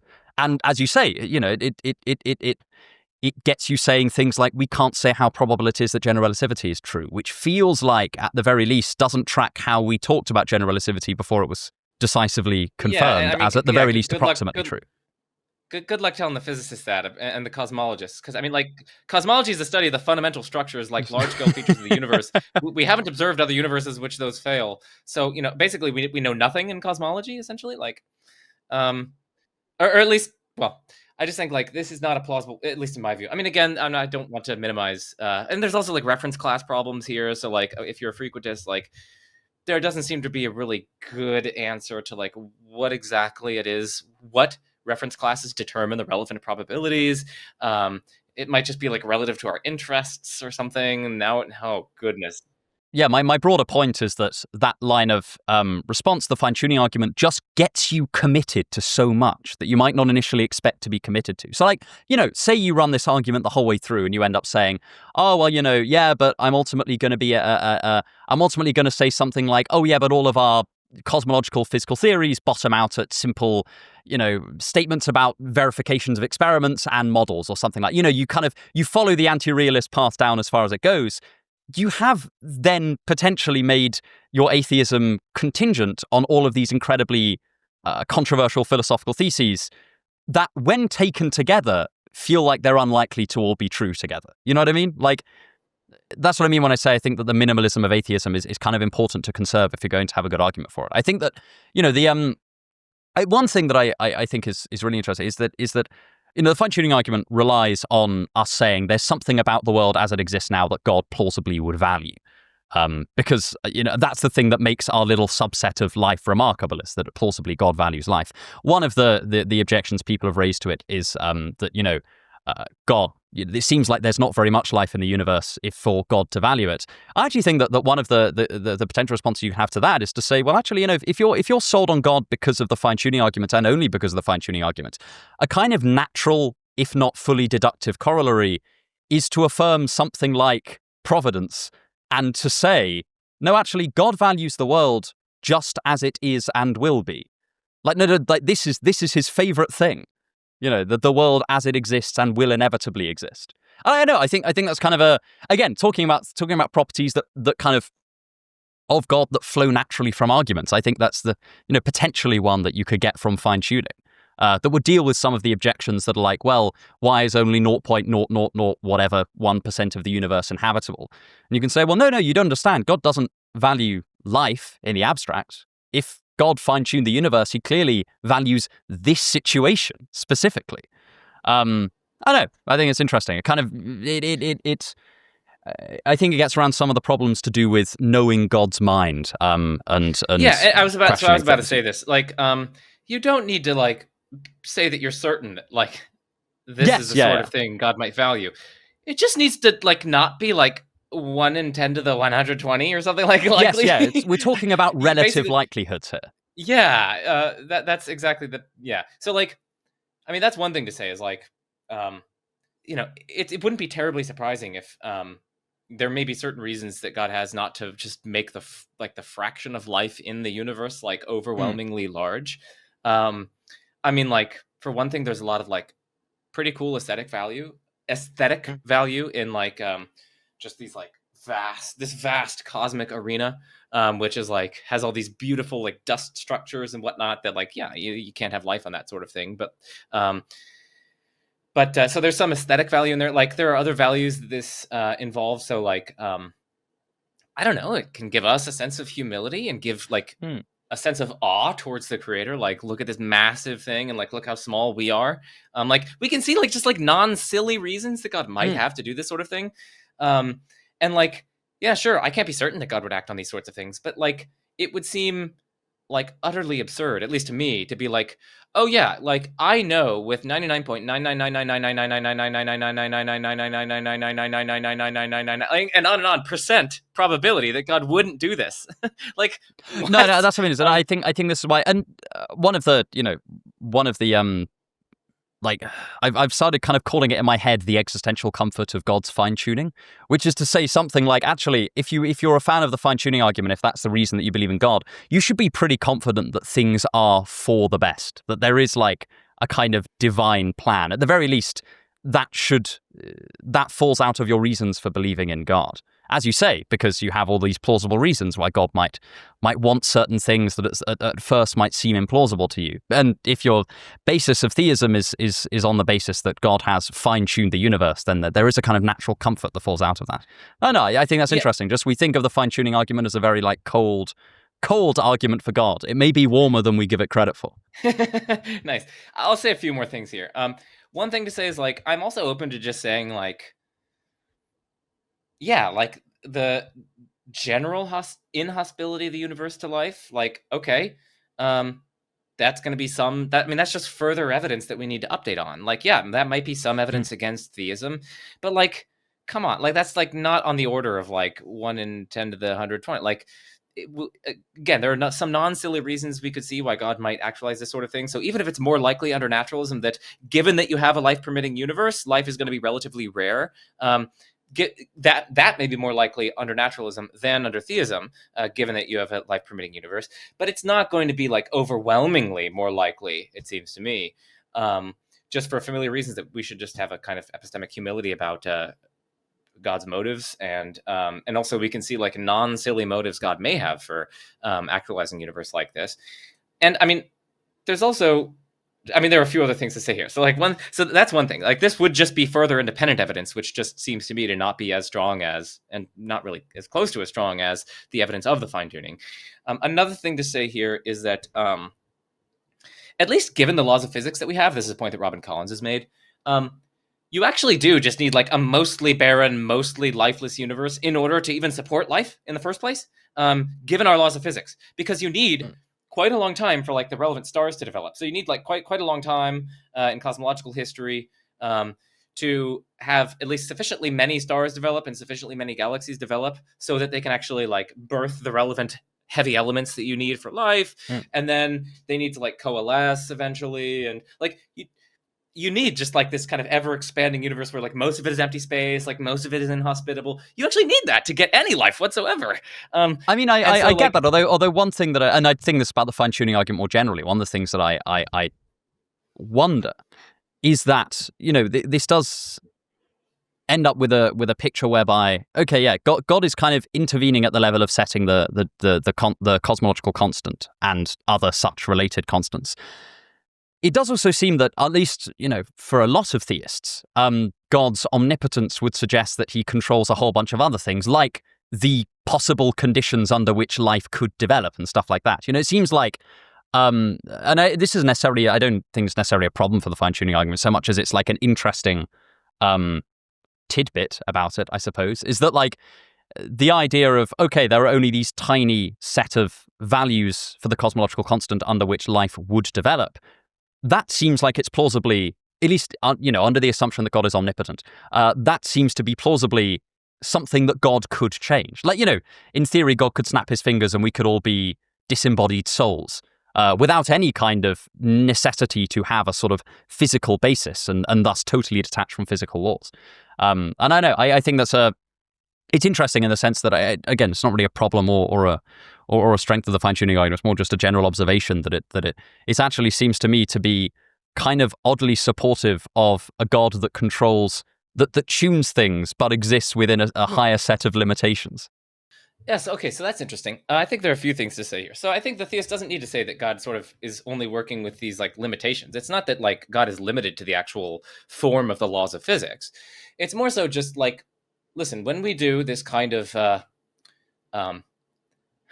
successive Bayesian updating, so like basically updating our credences or our beliefs on pieces of evidence one at a time, which is how you just like update on evidence, you have to first examine the probability of one thing, given the respective hypotheses, and then once you examine the probabilistic effect of that datum on the hypotheses, you then put that in the background. Yes, and then you go on to examine other pieces of data. And then once you examine how that affects the probability of the hypotheses, you put that in the background. And then, so like the proposal that I'm offering here on behalf of the theist is we first look at the general law structures that we have. So like, you know, the form of the laws, not the actual values of the constants within the laws, but just the general form, you know, like F equals mx plus b, you know, that sort of thing. Now, you're right. God didn't have to create this exact form of the laws, but naturalism also doesn't entail that the form of the laws would take exactly this structure. So it seems like, I don't know, theism and naturalism don't really gain any kind of predictive advantage over another with respect to the form of the laws. So it's kind of a wash. Neither hypothesis gets increased in probability on the basis of those laws. So then we update on that, we put that in our background, and now the hypotheses in question are theism together with the laws taking the form that they do, how likely is it that the constants would fall within the narrow life permitting range? And then that seems to be really likely. And again, given those laws, you're really only going to get life if you have a pretty vast and mostly barren universe. Now you might think like, oh, well, isn't that some reason to think that God wouldn't choose these law structures and choose other ones where like life could kind of be more, could predominate more? Maybe that's the case, although I don't know. I'd have to think about it further. It seems to me that this like just pales in comparison to the like, again, the 10 to the 120. Well, this is what I mean in terms of doing natural theology under fine tuning. I think you get some like very interesting things, like, you know, the kind of idea of, oh yeah, God plausibly values life in the abstract. It's like, well, no, it seems like given the sheer amount of things that God could do, God seems to value the particular setup of life that we have here. You know, I don't know. I think it's interesting to think about. Just to close off this, because we've been kind of talking a little bit about the interimpositions between classic theism and naturalistic atheism. What are the kinds of interimpositions that you could use to explain fine-tuning that commit you to something non-naturalistic, but nonetheless don't go the whole hog and take you to kind of classical theism? I love it. Yeah, this is good. So one of them is called axiarchism. Okay, so that's a fancy name. Axiarchism, this was defended by John Leslie, I believe, in his book called Universes. Mm-hmm. And also by Nicholas Rescher, I believe. Derek Parfit talks about this in his book. I think it's On What Matters in one of the appendices. So if the audience, I'm just giving the audience, like, if they want to look into this further, they can look into those things. Yes, yeah, because I'd heard of, I'd come across something like this through secondary literature about Derek Parfit, but don't know anything about it. Yeah, so I mean, listen, this is like a family of theses. So, but like the general thesis of axiarchism is that there's some sort of like fundamental principle, or like maybe it's some kind of fundamental law, or maybe some fundamental fact, according to which things happen because they're good. So, or maybe things go for the best. That's another way different axiarchists put it. So like maybe things go for the best, or maybe just things go sufficiently well so as to meet or surpass some sort of like threshold of goodness or some other axiological quality. But usually they focus on goodness. So again, axiarchism just posits some fundamental principle according to which things exist because they're good. Goodness has some sort of like creative efficacy in that sense. It's a bit odd. It's a bit spooky, but it's a bit natural teleology. It's very similar. They're both in exactly the same spirit. They both just kind of like posit some fundamental law which either directs things towards producing valuable or good things, or somehow brings the things about. Like the law itself creates them somehow. Yes, I mean, and to kind of steelman this a bit, the reason it's important when we listen to arguments like this to distinguish reasons that they might sound ridiculous or silly that are philosophically grounded, and reasons that we think of theism as more plausible because of historically contingent reasons of theism being about and these things not being about. Like, imagine that you'd never heard of God and you'd also never heard of natural teleology and kind of related theories. You know, try and make your judgment from that position, because it's very easy, I think, for the kind of familiarity bias to get us ahead here and say, well, you know, these are obviously ad hoc hypotheses, but let's imagine that we hadn't encountered theism and we hadn't encountered these, and we found them both on stone tablets in the desert. Try and make our judgment from that position. Yeah. I mean, I'm with you. Like, these things are definitely worthy of consideration. The reason why many people don't take these other views seriously is seemingly like socio-cultural rather than more philosophical. That's not to say that there aren't philosophical advantages one may have. No, absolutely. I think I think there are also philosophical advantages to theism. Actually, I think it's much neater. But like the for one thing, Right. but the trade-off for that is the personality, which I think is a reasonably high philosophical cost. True. Although, I mean,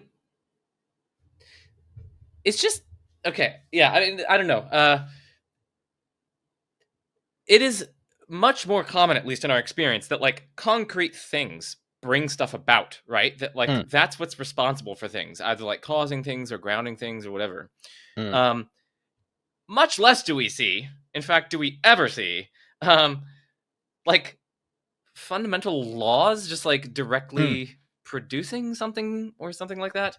Like, no, it seems like the kind of oomphy things in reality, the things which actually do stuff, are like concrete entities, right? And that seems to at least mesh a little bit better with theism, which posits like a concrete entity with oomphy causal powers to be able to produce things, as compared with this kind of like abstract principle or like law, which somehow like, and again, I have to say like somehow, because we have really like no grip on any way this could possibly work. Yeah, I mean, it seems like you want to have something instantiation E, Yeah, but not quite instantiation, because it's not a universal particular relation. It's something much weirder. But that's like the closest thing I can think of within, I don't know, philosophical orthodoxy, I guess. Yeah. So I mean, one other thing you could say here is like, well, okay, like let's go to a different kind of in between view that you were saying, which actually does posit like a kind of concrete oomphy kind of being. So Philip Goff has floated a view called, well, I think he calls it teleological cosmopsychism. Okay, so that's like that's amazing. a big name. But the basic thought is like the cosmos as a unified whole is a fundamental object. So like it's a fundamental object. It's more fundamental than its parts. Like we have a kind of whole to part explanation. And moreover, the cosmos is conscious.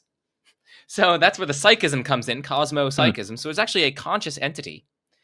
And the teleological part comes in by saying that it's a conscious entity which is sort of directed towards the good. So it actually does kind of like somehow through its own internal principles, its own kind of nature, it kind of directs itself towards realizing things of value.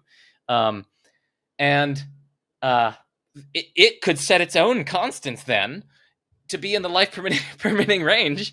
And it could sort of be responsible for its some of its features being kind of hospitable to life. And one advantage that Goff's proposal has over a kind of timeless, eternal style God is that you don't have anything timeless and eternal going on. You've got something very you are dealing with intra-universe causal relationships, not universe to something else causal relationships.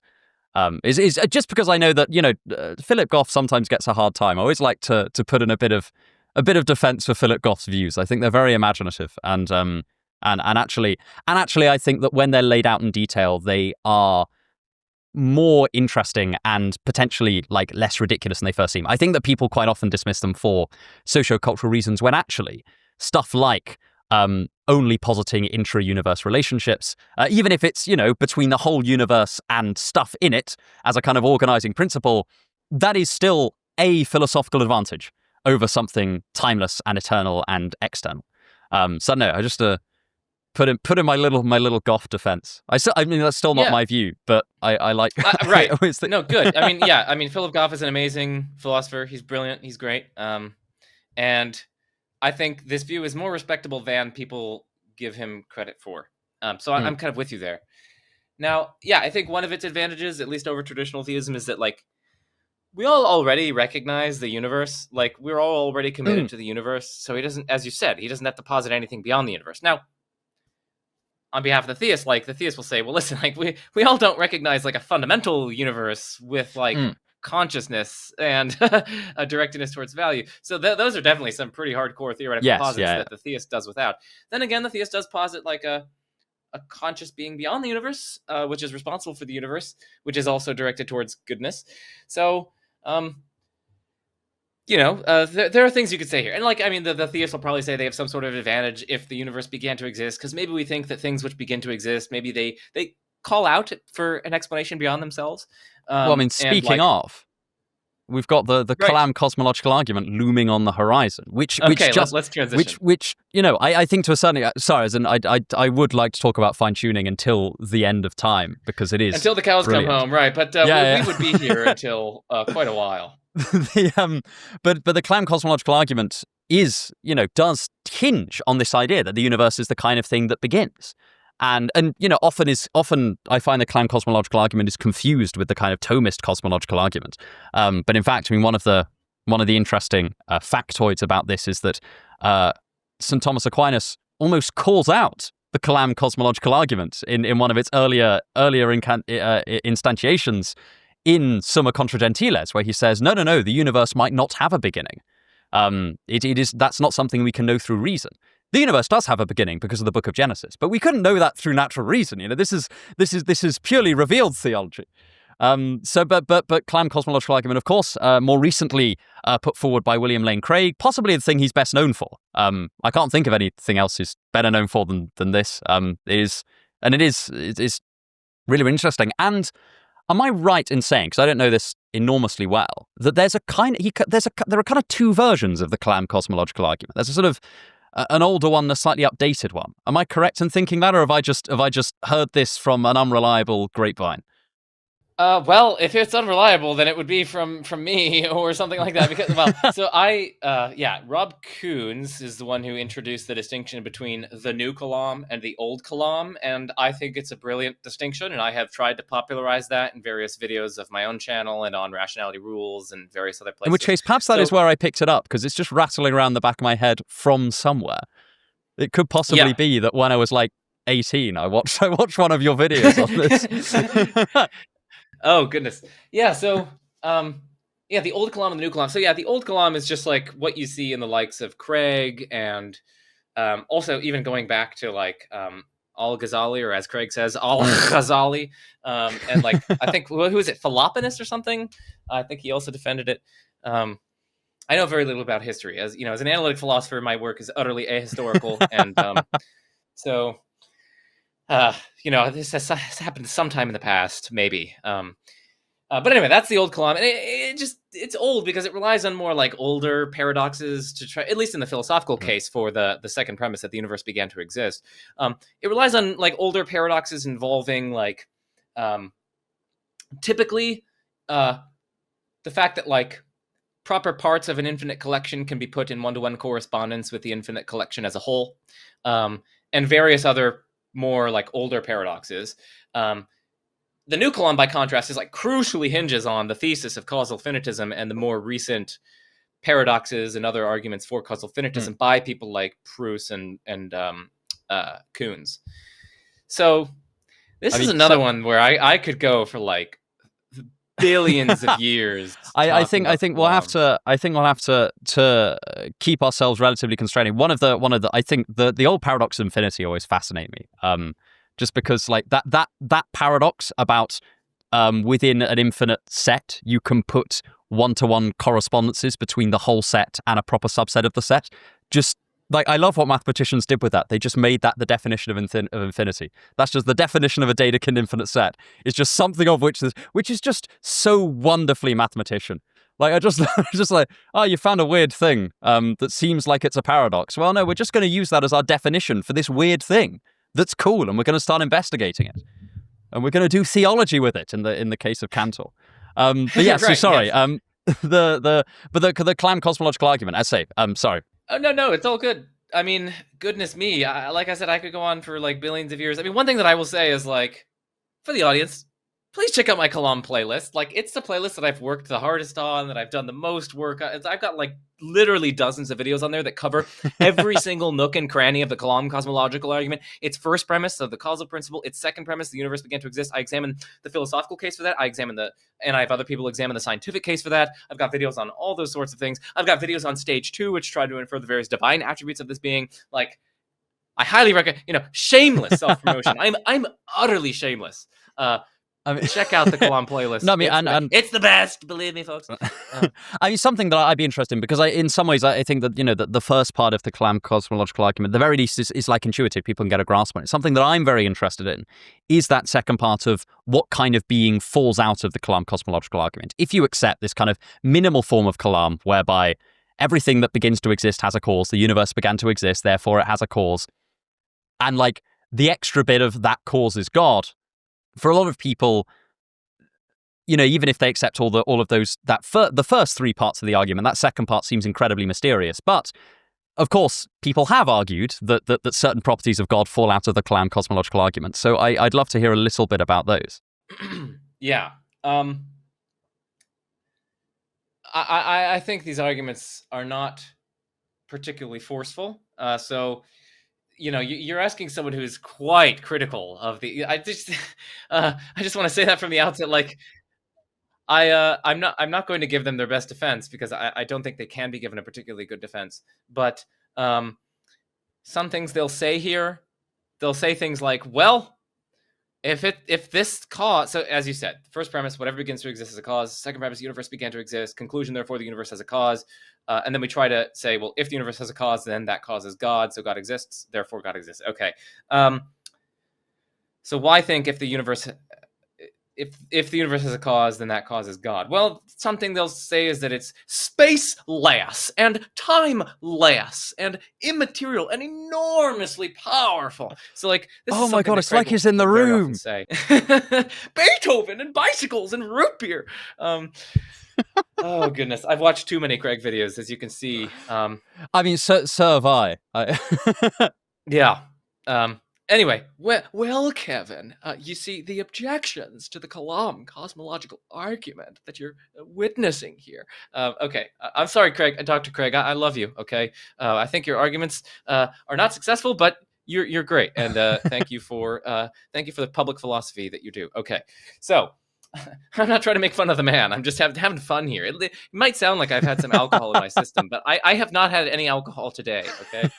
So, back to your question. Oh yeah, so they try to say that it's spaceless. Why? Well, because apparently it's the cause of all of space and time. So it also must be timeless, right? Because it's the cause of that. It can't be part of what it's a cause of, right? Because it has to sort of transcend that.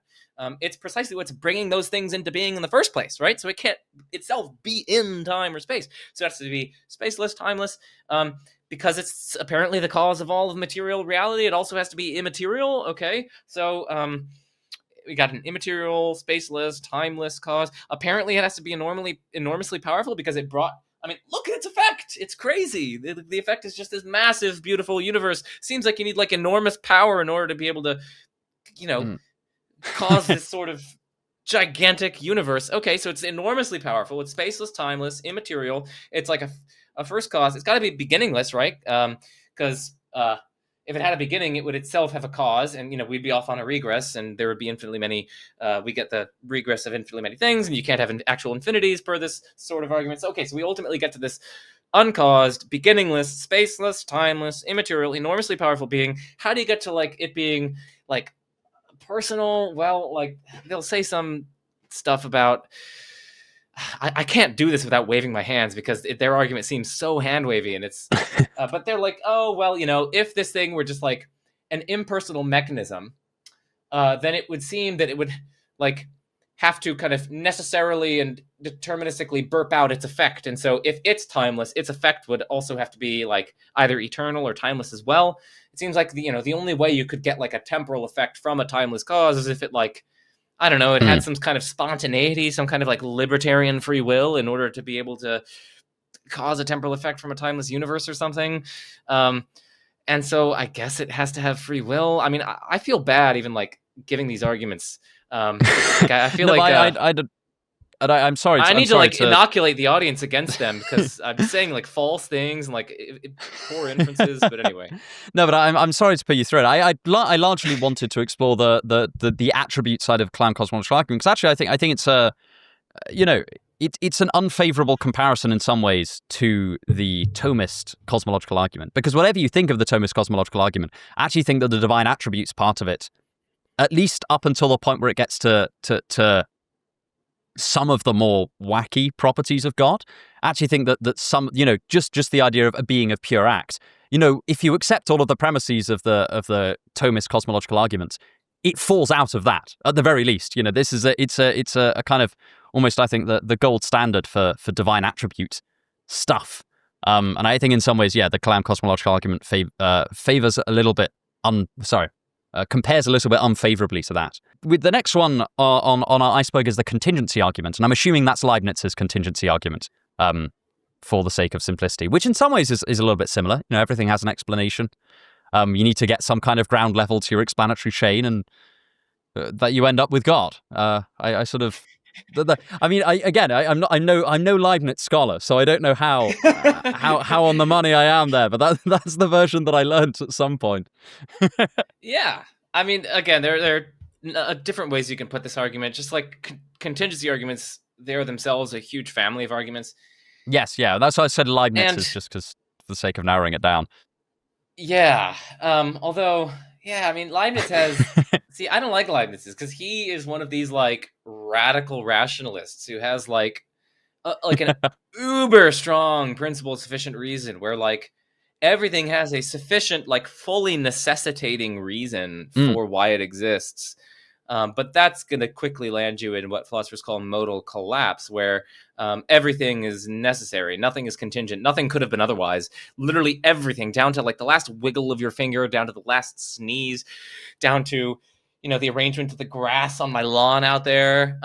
All of that just had to be the case. Like, it could not possibly have been otherwise. To be fair to Leibniz, I mean, that doesn't seem like it's the kind of thing he'd have an issue with. I mean, he's all over the place with this kind of necessitarian stuff. It's kind of, I mean, so much of his work, at least from what little I know, seems to be like feeding into this ultimate extreme necessity. You're right that he bites the bullet, but like that doesn't mean that we should. I mean, yeah, of course he bites it and he revels in it. Maybe he doesn't even see it as a bullet, but I mean, it is a bullet. Like, I'm sorry, dude, but like I'm wiggling my finger. I just wiggled it like 17 times. I could have done it 18 times. Like, that's just like manifestly clear. Or like, there were just like so many features of reality that seem like they could have been different. Like, I didn't have to wear this shirt today. Like, come on. In fact, I was contemplating wearing.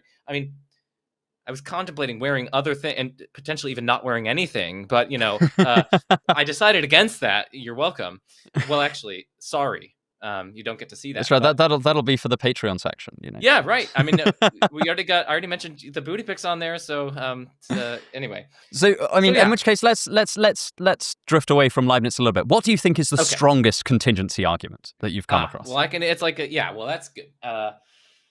Firstly, there are contingent things. So what's a contingent thing? A contingent thing is something that doesn't have to exist. It's possibly absent from reality. Booty pics are contingent. This is contingent. I'm contingent. I didn't have to exist if my parents had never met. This water bottle didn't have to exist. Okay, and contrast it with like necessary things. So like, it's necessarily the case that 1 + 1 = 2. Like, there's no way 1 + 1 could have failed to equal 2. It sort of had to be the case. Okay, so there are contingent things, and it seems like contingent things, both individually and collectively, have explanations. That's a principle that's like widespread in our experience. Like, every time we come across contingent things, they have explanations. And in fact, if we came across like a new contingent thing, like we're walking in the forest and we see like an orb-like ball, and if your friend said like, oh yeah, there's no explanation for why this thing exists, like you wouldn't even take that seriously. Of course there's an explanation for why it exists. And it just also might seem intuitive that contingent things, whether individually or collectively, have explanations. Like, if they're contingent, then as it were, they could have fallen on either side of the dichotomy between existence or non-existence. So like, why the hell do they exist? Like, it could have failed to exist, so why does it exist? Like, it kind of calls out for explanation, it seems. So like, intuitively, we might find these principles plausible. It seems like, science rests on seeking out explanations for things. If we had to take seriously that contingent things don't have explanations, then some people have argued that we would be cast into a kind of radical skepticism. So there's this paper called Skepticism and the Principle of Sufficient Reason in Phil Studies by Alexander Pruss and Rob Koons, where they argue that, like, if we had to take seriously that there could be, uncaused, unexplained, contingent things, then we might be cast into a kind of radical skepticism, because it seems like there wouldn't then be any, like... So uncaused things and unexplained things seem like they don't have any, like, objective probability attached to them, because, like, the objective probability, like the worldly probability that something would come about, like its objective chance, seem to depend on, like, prior causal and explanatory conditions and, like, the laws of nature and whatnot. But if something is utterly unexplained, then it doesn't have anything that could sort of determine its objective chance or probability. So, like, if contingent things really could happen kind of uncaused or without any explanation, then we'd have to at least take seriously that, like, my current contingent mental states occur uncaused, or that, like, photons around me have just, like, appeared uncaused exactly in the way that things would appear if I were in a non-skeptical situation. And, like, it seems like I can't say that that's objectively improbable under the view that there could be these sorts of uncaused contingent things, because, again, the relevant probabilities are they attach to things which have explanations.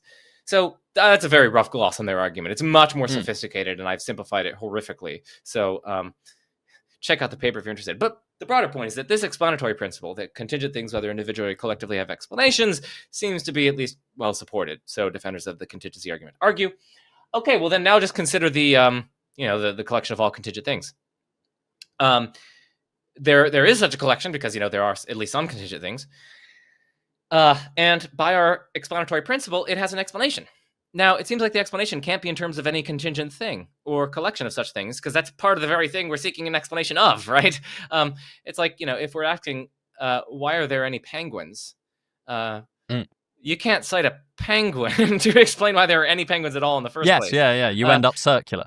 Right. Yeah. So if we're asking, like, why are there any of these contingent things, like focusing on the whole collection, it seems like you can't appeal to a contingent thing, and so it seems like it seems like it needs an explanation, and so it seems like we need to appeal to a necessary thing, which kind of explains why there are the contingent things that there are, and which serves as the kind of necessary bedrock of reality. And this all men call God, to quote Aquinas.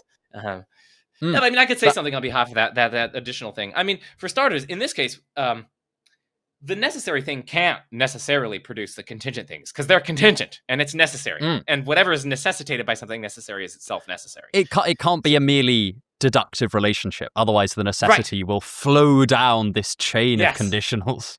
Yes, it'll infect the universe with the necessity that it does not have. Okay. It as in the universe.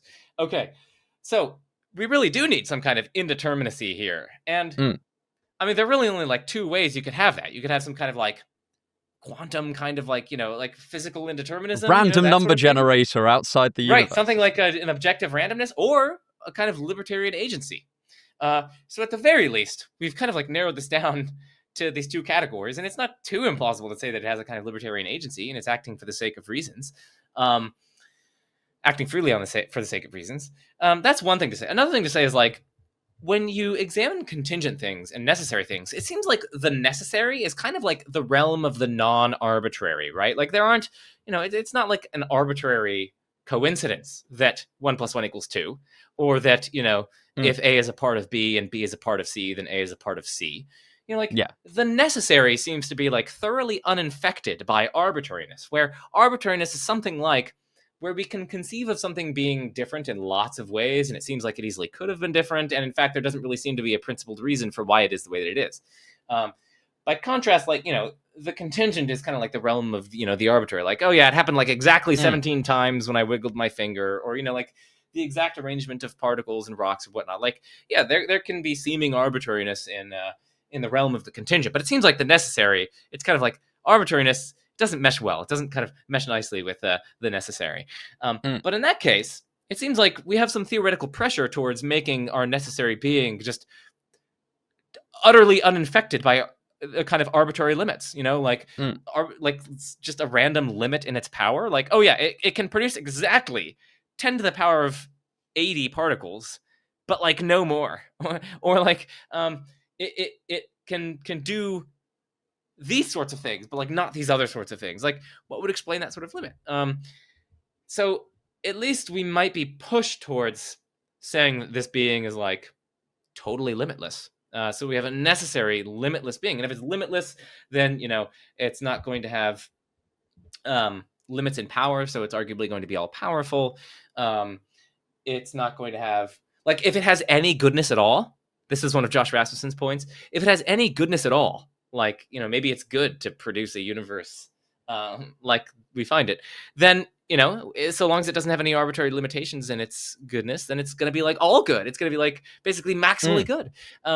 And so like you can proceed through certain divine attributes here. Of course, like these are very controversial derivations, and I myself have some questions about them. But I'm just trying to give the audience a sense of how people go trying to establish God from this. And one of the more interesting, I think, things that falls out of a potential picture of God that would ground this sort of contingency argument is that it's a necessary being with a non-necessitated will. Because if its will is necessitated, then you get that flowing down effect. So that's interesting, right? Partly because it's a non-necessitated will, but nonetheless, it's acting for reasons. But they're just non-necessitating reasons. I don't know. It's a bit of the argument that strikes me as like in tension with itself. We want enough libertarianism and we want enough reasons responsiveness without getting rid of that non-necessitated will.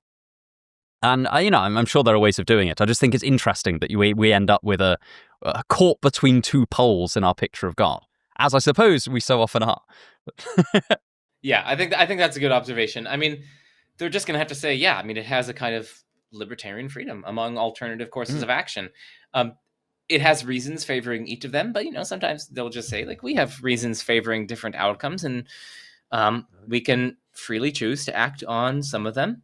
I mean, yeah, but the idea is that, like, if the idea is, as I see it, is that if God's goodness is limitless, like limitless goodness plausibly places a whole huge range of constraints on on the kind of reasons that you deem applicable, right? I mean, one of the we could end up potentially here saying something like, okay, yeah, there are, like, the moral goodness has a kind of inherent indeterminacy in it, such that there's a universe like ours, but there's also a universe that differs substantively like ours that could nonetheless be willed by a perfectly good being.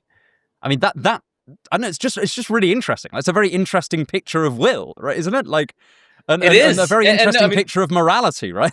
Right. And what you're pinpointing here is that, like, various different theistic arguments do put, like, constraints on your metaphysical theorizing, your theological theorizing. Like, they have substantive implications. So yes, yeah. That's one of the implications of this argument, at least, because it commits to there being contingent things and a necessary thing which explains them. So it's basically going to have to say that, somehow, limitless goodness is compatible with a range of options, compatible with producing a range of options, maybe which each meet a certain threshold of goodness, or maybe their value is incommensurate, so there's no common metric by which the values of creations can be compared, and maybe that's what can afford it choice among alternatives. And then it seems like over and above that, it seems like the God then needs a reason to choose R1. That nonetheless isn't tied to any notion of goodness, which to me seems really weird, right? Like that seems like a really odd, like what does it mean for me to have a reason to do something that isn't a reason I think it's good to do something? Like in a purely sort of, I don't know, and then also imagine that I'm a perfect being so that I can't have these sort of dastardly things that I think are good that aren't actually good. I don't know. I like contingency arguments generally. I think they're really cool. And I mean, it's amazing. I always like it's. You see, Trent Horn did a survey of, like, the strongest arguments that different apologists said for God, and, like, all the Catholic ones said contingency, and that so tracks my personal experience. Like, whenever I speak to a Catholic priest or a Catholic friend of mine or a Catholic apologist, and, like, I just ask what's the strongest argument for God, like 9 times out of 10 they'll say contingency. And I don't know. Nice. I'm sure there are like socio-cultural reasons for that, but it was one of those things where, like, I remember watching that video and thinking, oh my God, that's so tracks. Right. I mean, I think it's I used to put it at the highest when I made, like, tier lists, actually. It's not so much that I think it doesn't work anymore. I mean, I've started to I've started to have like at least a little bit more doubts than I previously had, just because I think like there are maybe non-causal or non-entitative explanations, as I call them, where like maybe we can explain the contingent world not by appeal to a being at all, but like by appeal to certain I mean, again, maybe by appeal to like laws, or like by appeal to the certain various other principles or something like that, where you don't have to appeal to like a concrete entity, or like I've worried about various other kind of considerations, but that has also come correspondingly with like moving up in my ranking other arguments. So Yeah, there are also, I suppose, arguments like, as in just to because I recognize that we are just kind of geeking out, and I don't want people to think that there are no problems with these arguments either. There is, of course, just arguments you can take with the notion of a necessary being. So, a classic, 20th century analytic philosopher response would be to say something like, look, for something to be necessary just means that it's true by definition. It just means that it's tautological. And that was famously Russell's response to this. And I suspect that they were just talking past one another. But I don't know. Just to give like a flavor of the kind of things, you can also just take issue with the notion of a necessary being. You can say there is something fishy about that concept. Yeah. I mean, these arguments are not without objections, and those objections are not without responses, and those responses are not without rejoinders, and those rejoinders are not without reposts. I know, and those reposts. I know it is. Yeah. It is one of the. I suppose, like any field, with philosophy, you could spend, days and days talking about one tiny corner of it as well. So yeah, just to reiterate that we're only in this discussion, we're only ever taking you down like, I don't know, the initial stages of a very, very long dialectic. We're just trying to pique people's interest. Like, honestly, we're trying to get you guys interested in the arguments so you can explore them further. If you want to explore this argument further, like one place to check out is Proust and Rasmussen's book, Necessary Existence. Pretty good. I mean, it gets dense at times, so maybe that's not the greatest recommendation, but it's a good book. Pretty much all modern texts on necessity will get dense eventually. There's just it is a thorny bit of like necessity generally in philosophy is really thorny. And this is, and then throwing in theology as well, it just becomes like even thornier. But anyway, moving down to the next layer, we've got the modal ontological argument. And again, I know that's a family of arguments. What do you reckon is the strongest version of the modal ontological argument? Well, it is a family of arguments. I mean, I think. Yeah, the strongest, is there a strongest? This is also one that I've done a lot of work on, and I'm very, very critical of. So, again, for the audience, like, you're not going to get an thoroughly unbiased presentation from me. But okay, I mean, I'm not going to go into like the nitty gritty details of like S5 modal logic and all this crazy. Oh yeah, I mean, also like modal logic. I mean, I did my master's thesis in epistemic logic, which is basically just modal logic with a different name for your operator, and like it's really fun, modal logic. But I am kind of convinced that almost any philosophical argument outside of arguments within epistemic or modal logic can almost always be given without the use of them. Like, occasionally I just come across somebody using modal logic in a paper or something, and I'm like, I reckon you probably could just said this without formalisms. Like, it's lovely that the formalisms are there, but sometimes it can just be dropped. Yeah, so I'll try to drop it. So listen, this is the simplest way I can explain the argument, okay? Premise 1. Either God necessarily exists, or God is impossible. Premise 2. It's at least possible that God exists. Conclusion. So it's necessary that God exists, right? So like God's either necessary or he's impossible, but he is possible, so he's not impossible, right? So he must necessarily exist. That's the simplest way I can get it. So why might one accept that God's either necessary or impossible? Well, listen, like, God's a perfect being. And what is a perfect being? A perfect being is a being that has every perfection. And it might seem like, necessary existence is a perfection. You kind of have like a robust grip on reality if you necessarily exist. And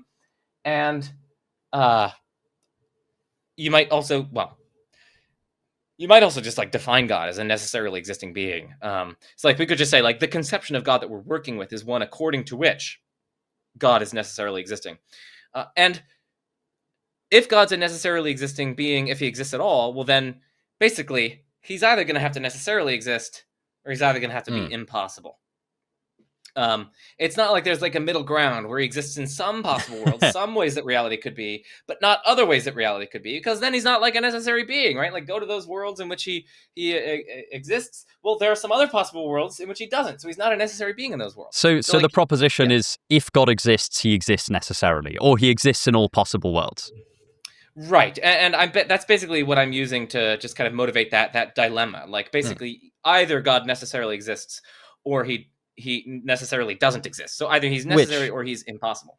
Which, for those who are interested, is the same status ascribed to mathematical and logical truths in modal logic. So, like that axiom whereby, you know, the necessitation thing, whereby you have a thing, you've proved a thing from no premises, and then you make it true in all possible worlds, is it. My point is, it's not without precedent within the framework that they're using. Yeah. So that's the first premise. The second premise is that God possibly exists. And we're not just saying that, like, hey, for all we know, God exists. This is not an epistemic claim. This is not a claim about our state of ignorance or our state of knowledge, okay? This is a claim about the way the world is. This claim is a claim about metaphysical possibility, a claim that, like, it really could be the case. Like, it's an objective matter that, like, in some way that the world out there could have been, God exists in that way. So it's not just saying, like, oh yeah, for all I know, God might exist, or like, oh yeah, my evidence leaves it open whether or not God exists. That's not what we're saying, or that's not what the premise is saying. The premise is saying, like, there is some way that reality itself could be such that God exists. Okay. And from those, it just follows that God necessarily exists, and so God exists. Why might you think that God possibly exists? Well, I don't know. It seems at least conceivable that God exists. And we typically use appeals to conceivability to motivate the thought that something is possible. So, like, why do I think that I could take a different route to campus than my usual route? Well, because I can sort of, like, imaginatively work out me going through another route. Like, I can sort of conceive of it. I don't see any evident contradiction in that alternative way that I can sort of conceive things being. I can't, like, rule it out from the armchair, you might think. I can't rule it out that I take that path successfully to a campus from the armchair. I can kind of imaginatively flesh out the scenario and see no evident absurdity. So, like, it seems conceivable, and thereby I infer that it's likely possible. And you might just also find it intuitive that I could take another route. Like, yeah, that just seems right. Okay, so those two motivations could be transposed in this current dialectic. We might think it's at least conceivable that God exists. Like, I don't know, I can imaginatively flesh out a world in which God exists. You know, God kind of creates the world. He guides its evolution. You know, he creates some beings, and he wants to maybe send a redeemer down there and, like, have him be raised. Like, we could all imagine this. Like, and, you know, at least we don't have to go that far, okay? But we could at least just talk about generic theism. Like, yeah, it seems conceivable. There doesn't seem to be any evident contradiction. And if, like, we can at least specify God's, if you think some of the divine attributes are contradictory, we can say, like, well, God has as much knowledge, power, and goodness as it's possible for a being, a creator to have. And in that case, like, then that's definitely going to be consistent, and we can conceive of that. And it might just strike you as intuitively plausible that God possibly exists. Like, you just reflect on the proposition and be like, yeah, it seems like the world could be that way. Like, reality, there's some way that reality itself could be such that that is the case. Okay.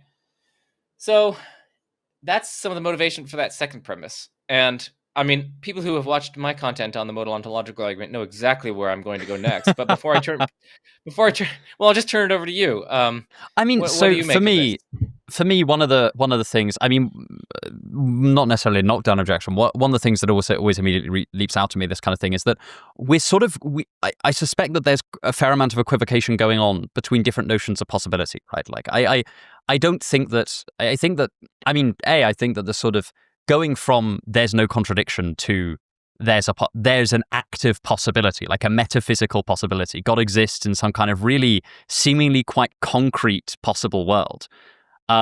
Is to me like a bit of a leap in logic. I think it requires you to have a sort of an underlying comprehension principle regarding possible worlds that I am so wary of adopting. Partly for you know, standard basic law 5 reasons, but also just for, you know, just for like parsimony reasons. I don't like the idea of having a total comprehension principle for possibility, and I certainly don't like the idea of having one that's just limited by something like non-contradiction. And then regarding conceivability, I think that oftentimes we are talking in a very different sense when we say it's conceivable that I could have done this, or it's conceivable than what I think the picture of the modal ontological argument is, which is the idea of God is possible, i.e., that being read as God exists in a possible world, like in an actual, almost concrete modal realist sense, and then kind of spreads outwards metaphysically. If he exists in this one, he exists in everyone.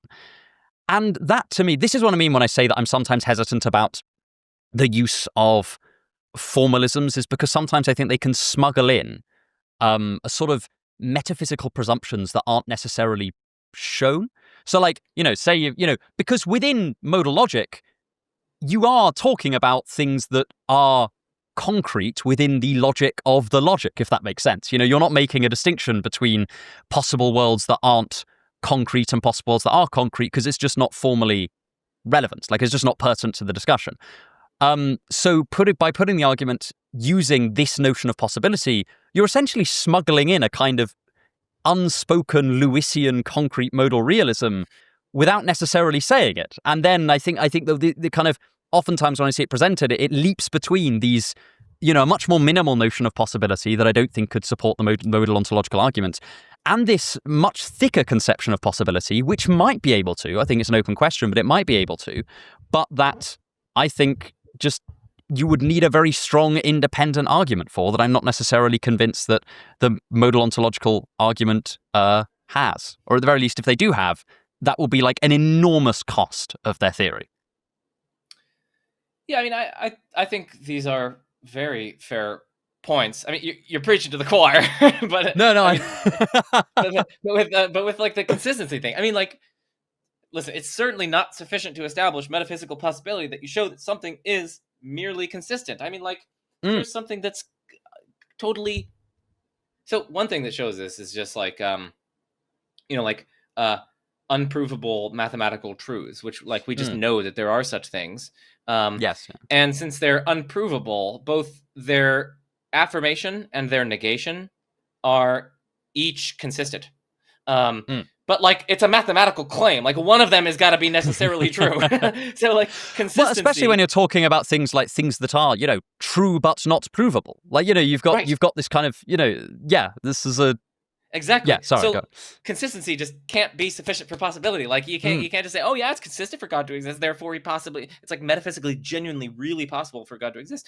No, we just have counterexamples of that inference from unprovable mathematical truth. And I mean, also like claims about the natures of things, or like the essences of things. Typically, philosophers think that like water is essentially H2O, or like gold has atomic number 79.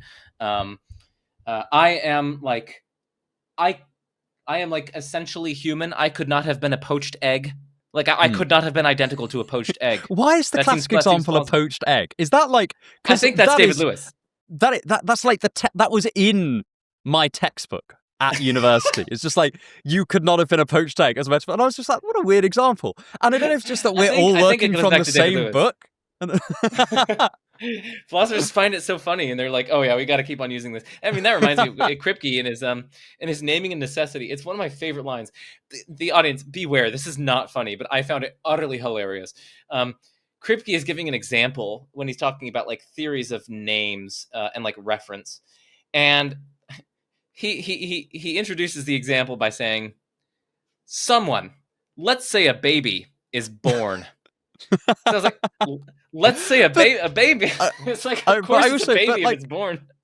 But like, I often find Kripke is just a subtly humorous writer. Like, genuinely, he's so funny. He's got this kind of like very, very dry wit that I think a lot of the best professors do, whereby a lot of his writing has that sort of like, it's not that he tells jokes, it's just that he like will have the odd witty aside that's woven into his line of argument. And you could just like, I mean, Naming Necessity is adapted from a lecture series. You can just imagine him planning it out and being like, this is the bit where that guy who's attending this conference for the free flight has fallen asleep and this is how I'm going to wake him up again. But Kripke's amazing. And also, I think, again, one of those thinkers that isn't necessarily like discussed much in popular philosophy, but the causal theory of names. It's great stuff. Absolutely exceptional. We don't need to get that. Would definitely get us into the weeds. That's... but the reason I bring up Kripke, of course, is like, well, it's been philosophical orthodoxy, let's say, since Kripke, that like there are various necessary truths that which are such that their denials are consistent, and these would include truths about like the natures of things, or things essentially being certain ways. Like, it seems at least consistent. There's no like a logical contradiction in water being H3O or in water being a simple element. Like, Aristotle was not logically contradicting himself. When he said water is a simple element, like you could say like, oh, you're like just like logically or linguistically confused, Aristotle. Like, no, he's not. Water being H2O was a substantive discovery that we had to make. We couldn't sort of just derive that from logic alone. And so, I mean, what that tells us, if we think that it's necessary that water is H2O, like water couldn't have been H3O or a simple element, that would have been a different substance. That just wouldn't be water. It tells us that there are some things which are consistent, but nevertheless impossible. So that's just another reason to think that we can't adequately motivate this premise by appeal to the bare consistency of theism, this possibility premise, that is. I mean, I was going to go to my favorite problem with the modal ontological argument, and I think it's like, for the most part, devastating. And it's just like, listen, dude, I can give an exactly similar reverse argument for atheism, and there's no reason to prefer your argument to my reverse argument. So like, we're just at a wash here, and you've made no headway in increasing the probability of God's existence. So the argument has the same first premise. Yeah, either God necessarily exists or he's impossible. The second premise, possibly God doesn't exist. And if possibly God doesn't exist, then it's not necessary that God exists, right? That's just to say that something possibly doesn't exist just is to say that it's not necessary that it exists. Yes, yeah. And so it follows that God is impossible, and that's inconsistent with their conclusion. And it just turns out like these arguments themselves, if you're just talking about these arguments, they give us no reason to accept one of these possibility premises over the other. The possibility premise in the original argument, which says possibly God exists, and the possibility premise in the reverse atheistic argument, which says possibly God doesn't exist. The other possibility premise seems totally conceivable. Like, I can conceive of a world in which God doesn't exist. I mean, like, come on, bro. That seems totally consistent. Like, I can consistently suppose that naturalism is true, or that some of these other atheistic axiarchism is true, or like these other things, these are totally consistent. And so we can equally motivate that premise by most of the motivations that theists appeal to. And this is, I think, broadly just why inferring from possibility to necessity doesn't work, especially not, like, there's a reason why necessitation in modal logic is like, you need to prove it in the underlying logic of the structure that applies to all of the possible worlds in order to then apply necessitation and say that it's necessary, right? It doesn't come out of nowhere. When I said it was precedented, that the precedent is very unlike what the modal ontologist, let's call them, is trying to do. The idea is, you start with assumptions that are not particular to any possible world, and then you show something that therefore must hold in all possible worlds.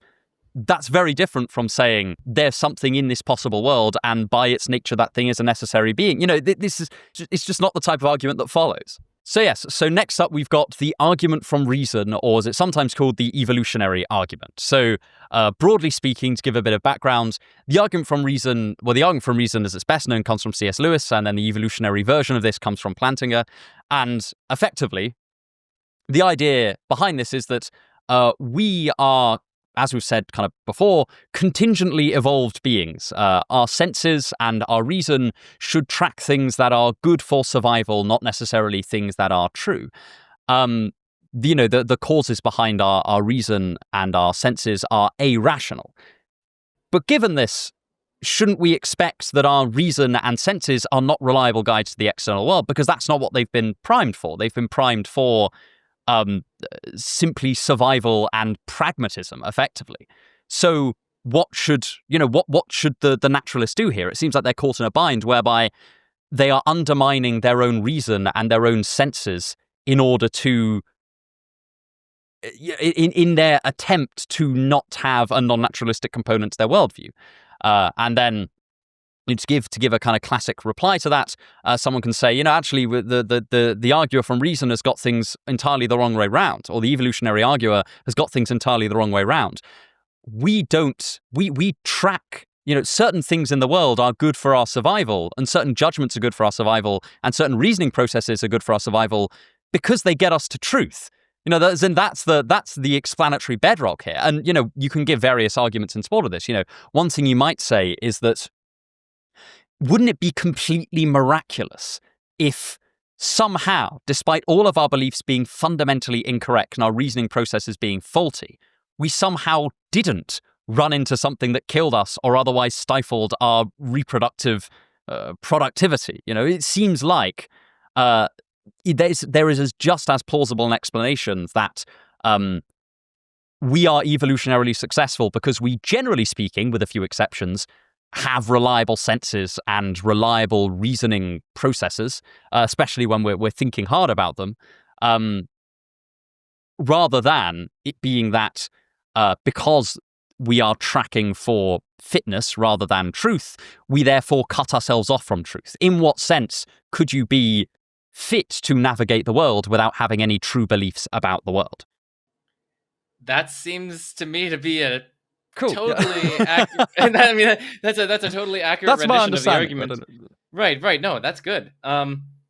I mean, as you said, there are different versions of this. So there's like the more argument from reason-y style, C.S. Lewis sort of thing, where it's like, your beliefs seem to be produced under naturalism just by like impersonal mechanistic processes, like, atoms kicking around in the brain, and maybe like that somehow undercuts your justification for accepting your beliefs. It's not quite clear to me how that exactly goes. And it seems to me that we could just respond by saying, like, no, like the relevant atoms and whatnot are caught up in a system which has a certain function, and that function emergent was properties, yeah, that also, you could just say that. Like, you could just say, no, I'm not a materialist. Sure, like, you could just, I don't think it's just merely atoms going on in there. Actually, no, there actually is some kind of like non-physical mental properties, maybe a mind, and maybe that can assuage some of the threats of the argument from reason, which typically assumes that the interlocutor is a materialist. But I mean, what I was saying is like, listen, even if you're a materialist, like, it's not like the random, who said it? Like the random collocations of atoms. I think that was like a Bertrand Russell line. Like, that's not quite what we're talking about. These atoms are caught up in a system with a particular function that's evolutionarily instilled. And it seems like we have grounds to think that, generally speaking, it's reliable, because otherwise we wouldn't have, you might think, otherwise we wouldn't have survived and reproduced for quite a long time. It's not perfect, of course, but it seems like generally reliable faculties systematically promote survival and reproduction, you might think. And in fact, this is something that a number of people have also said in response to the evolutionary argument against naturalism. Just that, no, it's actually not terribly surprising that our faculties, at least our sensory faculties, and like our general ordinary humdrum beliefs about our immediate environment and like how to get food and like how to have sex and whatnot, those sorts of beliefs, we might think that no, actually, it's utterly unsurprising, even under naturalism, that those are, generally speaking, reliable, because unreliable beliefs here and unreliable perceptual contents would not be very conducive to survival. That's something that a lot of people say in response. Now, there are some ways that defenders of the evolutionary argument against naturalism have responded to that. I don't know if you want to offer any responses. So, and I mean, I'm not enormously. I used to find this argument used to worry me, and it worries me less now. I think one of the reasons why it worries me less now is actually because of a particular thing I've become convinced about truth, which is that I don't think that truth can be divorced from our cognitive interests, even if it can be divorced from our cognitive abilities. Like, I don't think that I don't think it makes sense to say something could fulfill every single epistemically desirable property we have, and yet still call it false. I just kind of like, I don't think there's something about that. I think that if you don't affirm that, then you can end up in an even more radical kind of skepticism. That's why I am not so troubled with evolutionary arguments. I've kind of ended up with and maybe you can say that makes me a bit of an idealist, and maybe I am, but I find idealism Wow. weirdly plausible in a lot of ways, which I know is so controversial. I think part of it's that, like, for me, the thing that I like about materialism is just monism. And sometimes I think that idealism does some of the stuff better than materialism does, but is also monist, and I like monism. It's a monistic view. Yeah. So I don't know. That's kind of my another reason why I tend to have against the evolutionary argument. But I think that a response that the evolutionary arguer can have is to just reaffirm the point of, look, like,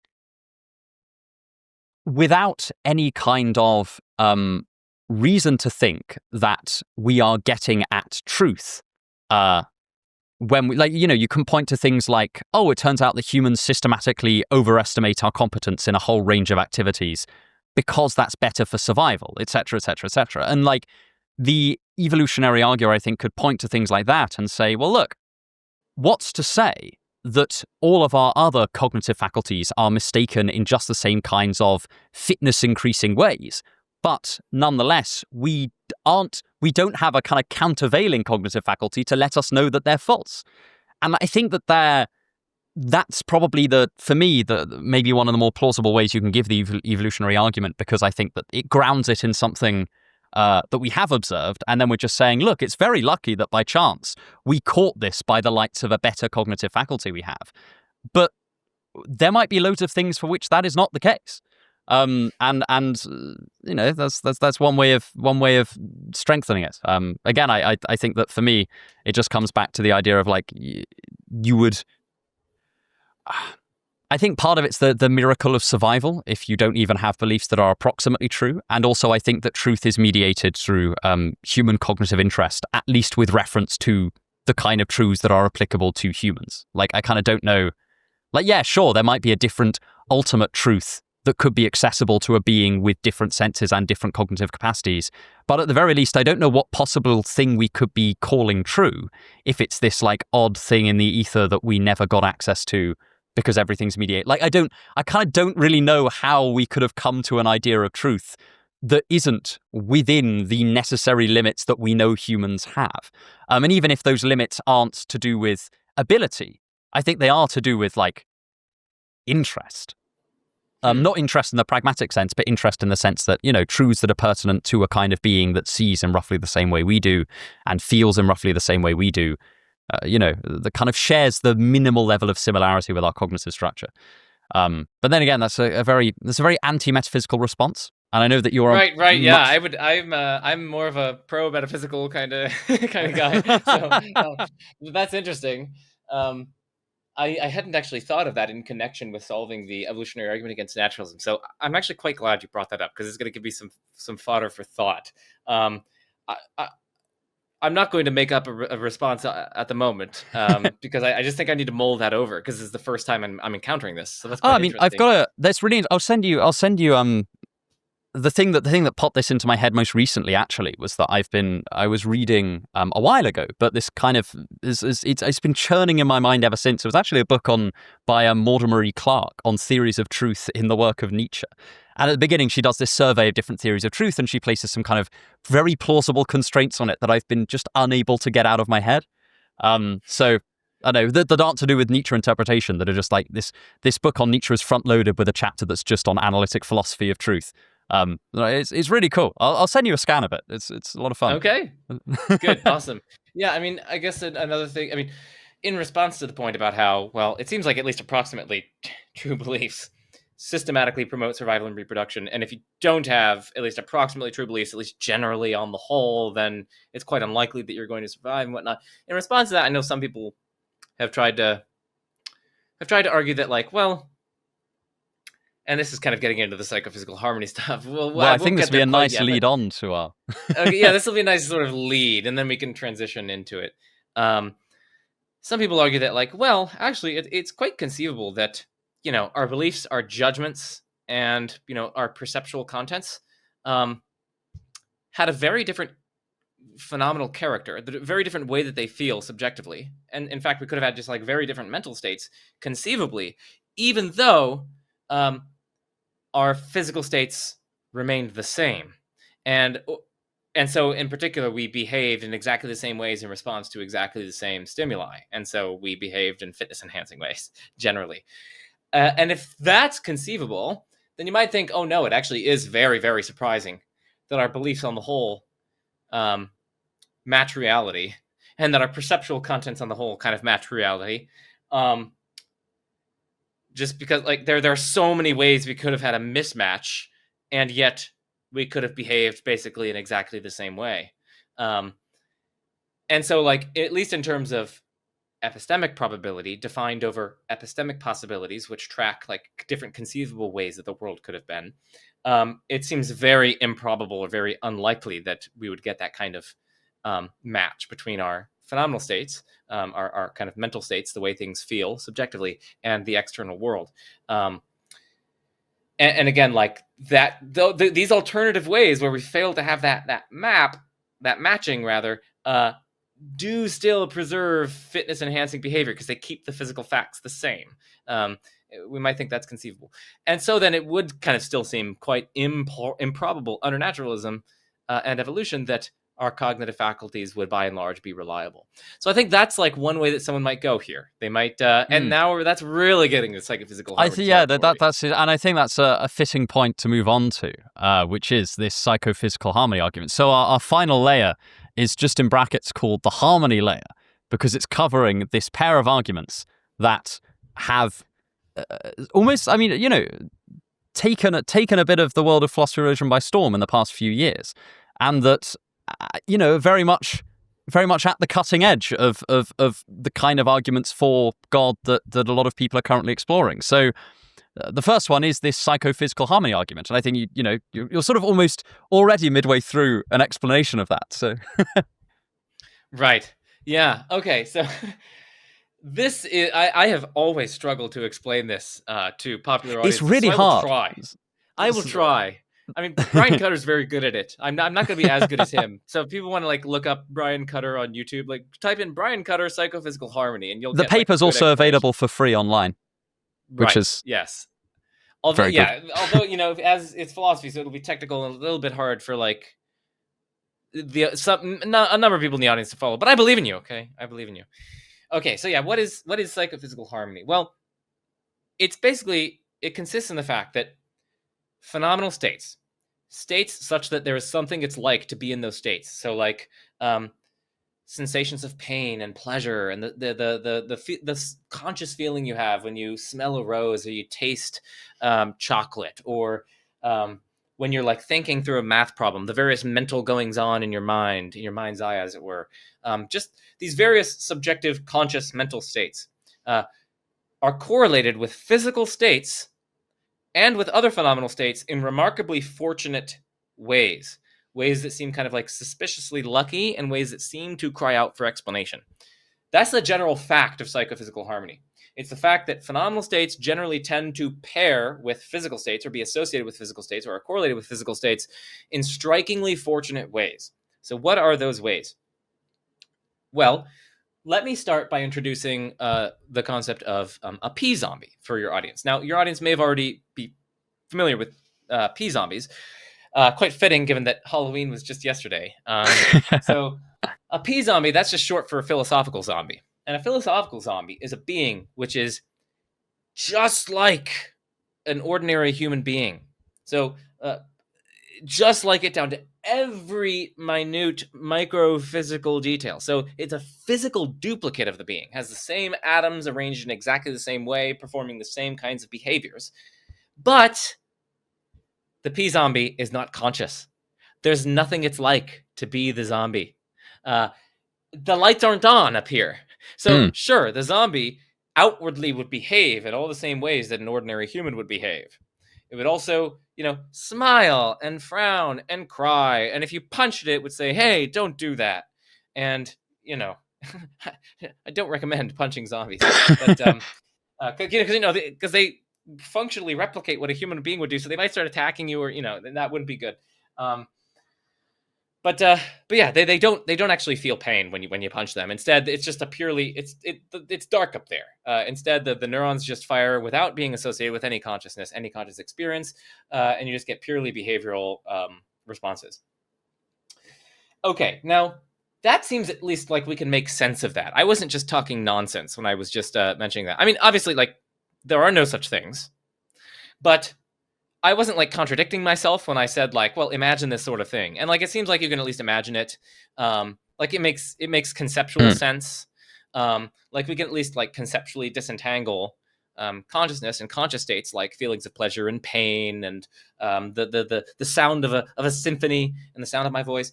We can at least conceptually disentangle those from uh, physical facts and things described physically. So described in terms of their shape, their position, their orientation, described how the physicists would say. So they talk about the mass of the relevant entities, the rates at which various neurons fire. It seems at least conceptually possible that those things could occur in the absence of consciousness. There's no contradiction in that, and we can imagine it. Seems conceivable in that sense. Okay, so here's something that's quite striking. Why are we not zombies? Like, why is there any consciousness at all? Like, that seems quite striking, firstly. It seems kind of suspicious. I mean, like, consciousness seems like it's needed for most, if not all, forms of, like, value. Like, those beings, they don't really have any meaningful relationships with one another. Like, they're just these automata, basically, that are just, like, making meaningless noises to each other. And, like, there's very little value in their lives. Their lives are kind of just, like, pathetic. And in fact, like, I mean, I'd be inclined to say that, like, you know, if you knew you had a philosophical zombie, it'd be okay to, like, you know, like, saw it in half or, like, you know, cut off its arm, like, because it's not feeling any pain. Like, there's nothing going on inside. It's just like a sophisticated robot. So it's missing out on like true virtue, genuine relationships, like real kind of robust knowledge of the world. It's missing out on hedonic states like pleasure and pain. Like, if the lights aren't on, there isn't much value associated with the life. So it seems like consciousness is needed for a lot of value. Consciousness is like pretty central to things of value. And it's quite striking that we actually got a universe in which there is consciousness associated with physical organisms, because again, it's totally conceivable that things might have gone otherwise, and that the universe might have just developed with cellular automata without any consciousness.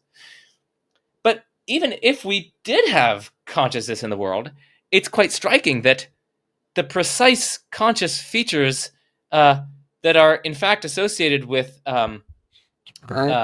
well, let me step back. It's quite striking that we would get the precise correlations that we do get between conscious states and physical states. So take pain and pleasure, right? Pain is bad. Pain gives you a reason to avoid it. It rationalizes avoidance behavior. And what sorts of physical things, what sorts of physical facts, behaviors, functions is pain, the conscious state, actually associated with? Whoa, ones that are associated with avoidance behavior. Likewise with pleasure. Pleasure is a good thing. It gives you reason to pursue it. And what sorts of physical states is pleasure in fact associated with? Pursuance behavior and fitness-enhancing stimuli. But it seems at least conceivable that the psychophysical correlations, the correlations between physical states and phenomenal states, conscious states, it seems at least conceivable that those correlations might have been different, such that pain may have actually been, the conscious feeling of pain may have actually been associated with pursuance behavior and fitness enhancing stimuli. So like when you know, someone engages in sexual activity, they consciously experience pain, and that pain in turn causes them to pursue the behavior further, to actually, you know, engage in more sex, those sorts of things. So conceivably, pain might have played the role that pleasure in fact plays, and likewise, pleasure might have played the role that pain in fact plays in our world. So pleasure, we might have experienced pleasure conceivably in response to tissue damage, and where the pleasure causes avoidance behavior. That seems at least conceivable. But that world would be just like a pathetic farce. Like, our lives would be pathetic farces. Like, we would be systematically pursuing states that we have reason to avoid, namely painful states. And we would be systematically avoiding states that we had reason to pursue, namely pleasurable states. And just like more generally, like even setting aside, because, you know, people oftentimes have a hard time wrapping their minds around this hedonic inversion, where you just invert the roles that pleasure and pain play. Sometimes I've noticed that people can sometimes struggle to get their minds around. Don't worry if this is the first time you're hearing it, that's okay. But it just seems conceivable that even if we had conscious states, even if we weren't zombies, like our mental lives could have been conceivably could have been so much less strikingly orderly and harmonious and intelligible and coherent than they in fact are. Like the psychophysical laws, or the psychophysical correlations or pairings between physical states and phenomenal states might have resulted in just our mental lives just being like a felt presentation of TV static-like phenomenology. So basically, it's just like TV static. Like that's all you feel, but your body behaves in all the same ways. So you engage in avoidance behavior. You know, basically all the physical facts remain the same, but those physical facts are just paired with different conscious states, like a states of just like a blooming, buzzing confusion of TV static-like phenomenology. Or our phenomenology, the character of our mental lives, could have been way simpler. It could have just been like the only experience we ever have is just the felt sensation of tepid bathwater, or like we could our mental lives simply could have consisted of just like a ringing sensation, like a ringing noise, and that's all. Just a contemptibly simple mental life where you don't get any significant knowledge of the world, you don't get like meaningful relationships with other beings, you don't get development in virtue and whatnot. So like when you really start to think about it, there are boatloads of conceivable ways that conscious states could have been paired with physical states, including ways that don't result in any consciousness at all, but also in ways which don't result in psychophysical harmony, a kind of harmonious pairing between conscious states and physical states in ways that make rational sense. There are tons of ways we could have conceivably had disharmony here, where our mental lives are contemptibly simple, or they're like utterly chaotic, or we don't have any mental lives at all, or like we have hedonic inversion, or, you know, like there are so many conceivable ways we could have had disharmony. And yet we hit the psychophysical jackpot. Like our lives are like overwhelmingly, our mental lives are overwhelmingly orderly, coherent, harmonious. Like we can reason quite generally well about our surroundings. We have a significant degree of empirical knowledge. We can engage in meaningful relationships with one another. We can develop and grow in virtue. There are so many ways that the psychophysical correlations could have been, and it seems like only a tiny fraction of them would have induced this degree of harmony. And so it's quite striking that the laws, the psychophysical laws, the laws which just connect up the conscious states and the physical states, that seems just very, very striking and very improbable, at least under naturalism, that we would hit the psychophysical jackpot. It's very much like psychophysical fine-tuning. People have called this like a psychophysical fine-tuning argument. I mean, in the paper, I think they draw an analogy between this and the fine-tuning. I mean, I think that it's a very interesting argument. I think that I think importantly, you don't have to be a dualist in order to posit this. So like when you were talking there about it's conceivable that psychological or phenomenal states could be separate from physical states, you're not committed to saying that phenomenal states are a thing over and above physical states in this world. You're just saying that some possibility they could have been different. It's like you don't need to be a dualist in this world in order to posit this. Correct. And in fact, the possibility in question only needs to be an epistemic possibility. We are only talking here about... So the argument is a Bayesian argument. It's cast in Bayesian terms. And that just means the relevant probabilities involved are epistemic probabilities. They are like degrees of... Well, there are some controversy about what exactly epistemic probabilities are, but roughly speaking, they capture just like degrees of evidential support between propositions, or like degrees of like how rationally confident should you be in a proposition given some other proposition. And so we're really talking here about like how well does naturalism predict epistemically that the psychophysical correlations take the character that they do in fact take. And so long as it's at least like conceivable that naturalism be true and that the psychophysical correlations be different than they in fact are, epistemic possibilities are going to be defined over this. Epistemic probabilities are defined over the space of epistemic possibilities, which is going to include these different conceivable psychophysical regimes where different psychophysical pairings occur. So we actually don't. Yeah, again, that's not going to make too much sense to the audience. I apologize, but the paper goes into this in more detail. And all that matters here is that these are epistemic possibilities. So all I need here is the claims about conceivability.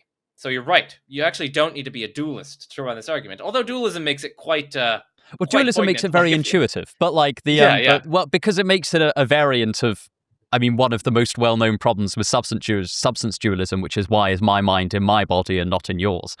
But you know, I think that I mean, I think this argument's very interesting. I certainly don't understand it at a particularly high level. It's quite technical. It's very hard to.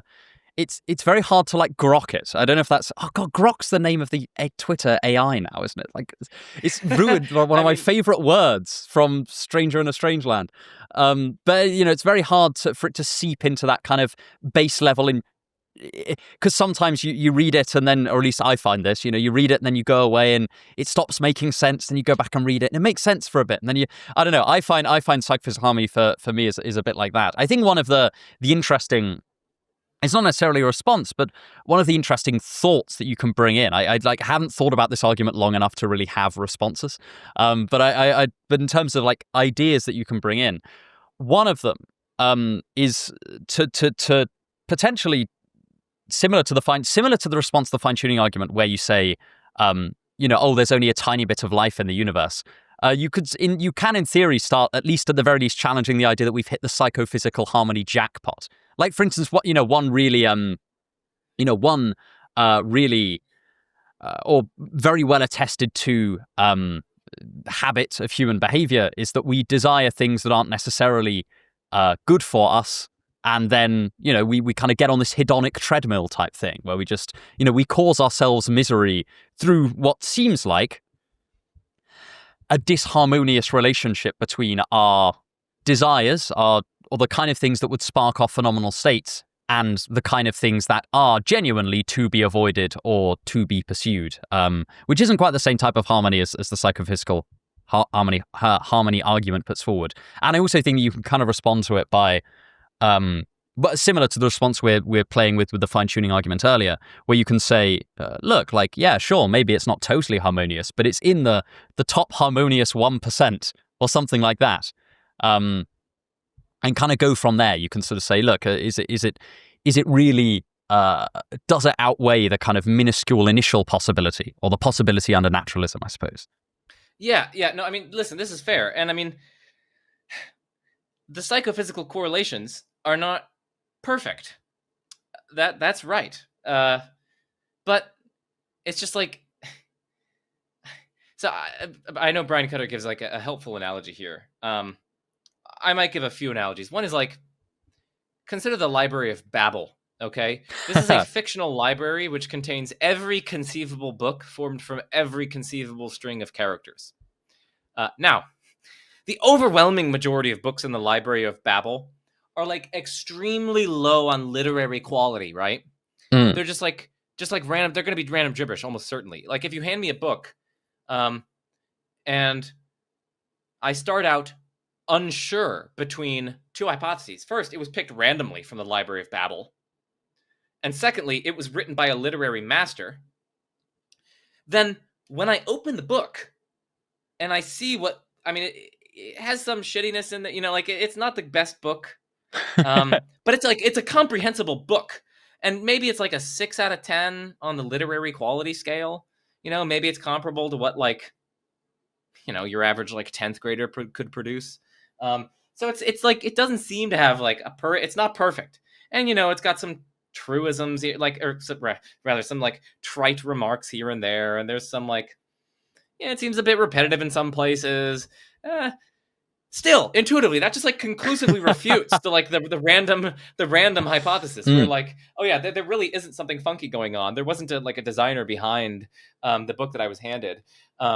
And in fact, like if we're narrowing ourselves at least between the literary master hypothesis and the Tower of Babel hypothesis, like this is basically just like decisive evidence for the literary master hypothesis. And that's true, even though it's at least kind of surprising that a literary master would produce a work which seemingly has the qualities of what like an average 10th grader would produce.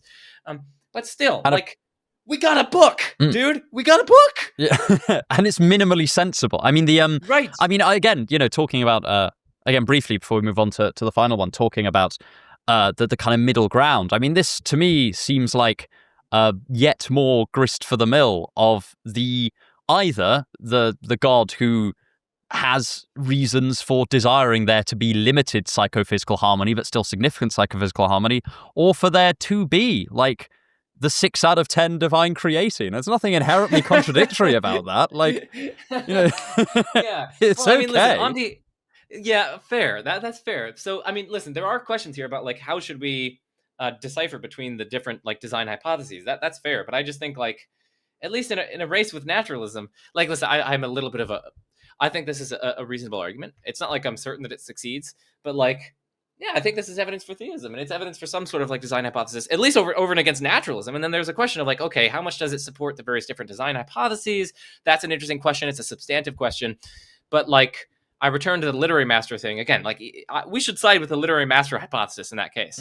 And, like, again, yeah, and I don't think, like, we could posit a mediocre designer, but, like, we shouldn't be, like, overwhelmingly, we shouldn't be, like, super confident that, like, the literary master didn't do it, as opposed to one that isn't a literary master, because, like, we can have non-silly explanations for the apparent defects of the book, kind of analogous to, like, theodicies, right? Like, we have, like, literary theodicies. Well, like, like, when there's redundancy, like that, some of the greatest books in the world have, like, redundancy, because it, like, forces you to slow down and, like, wrestle with the text, right?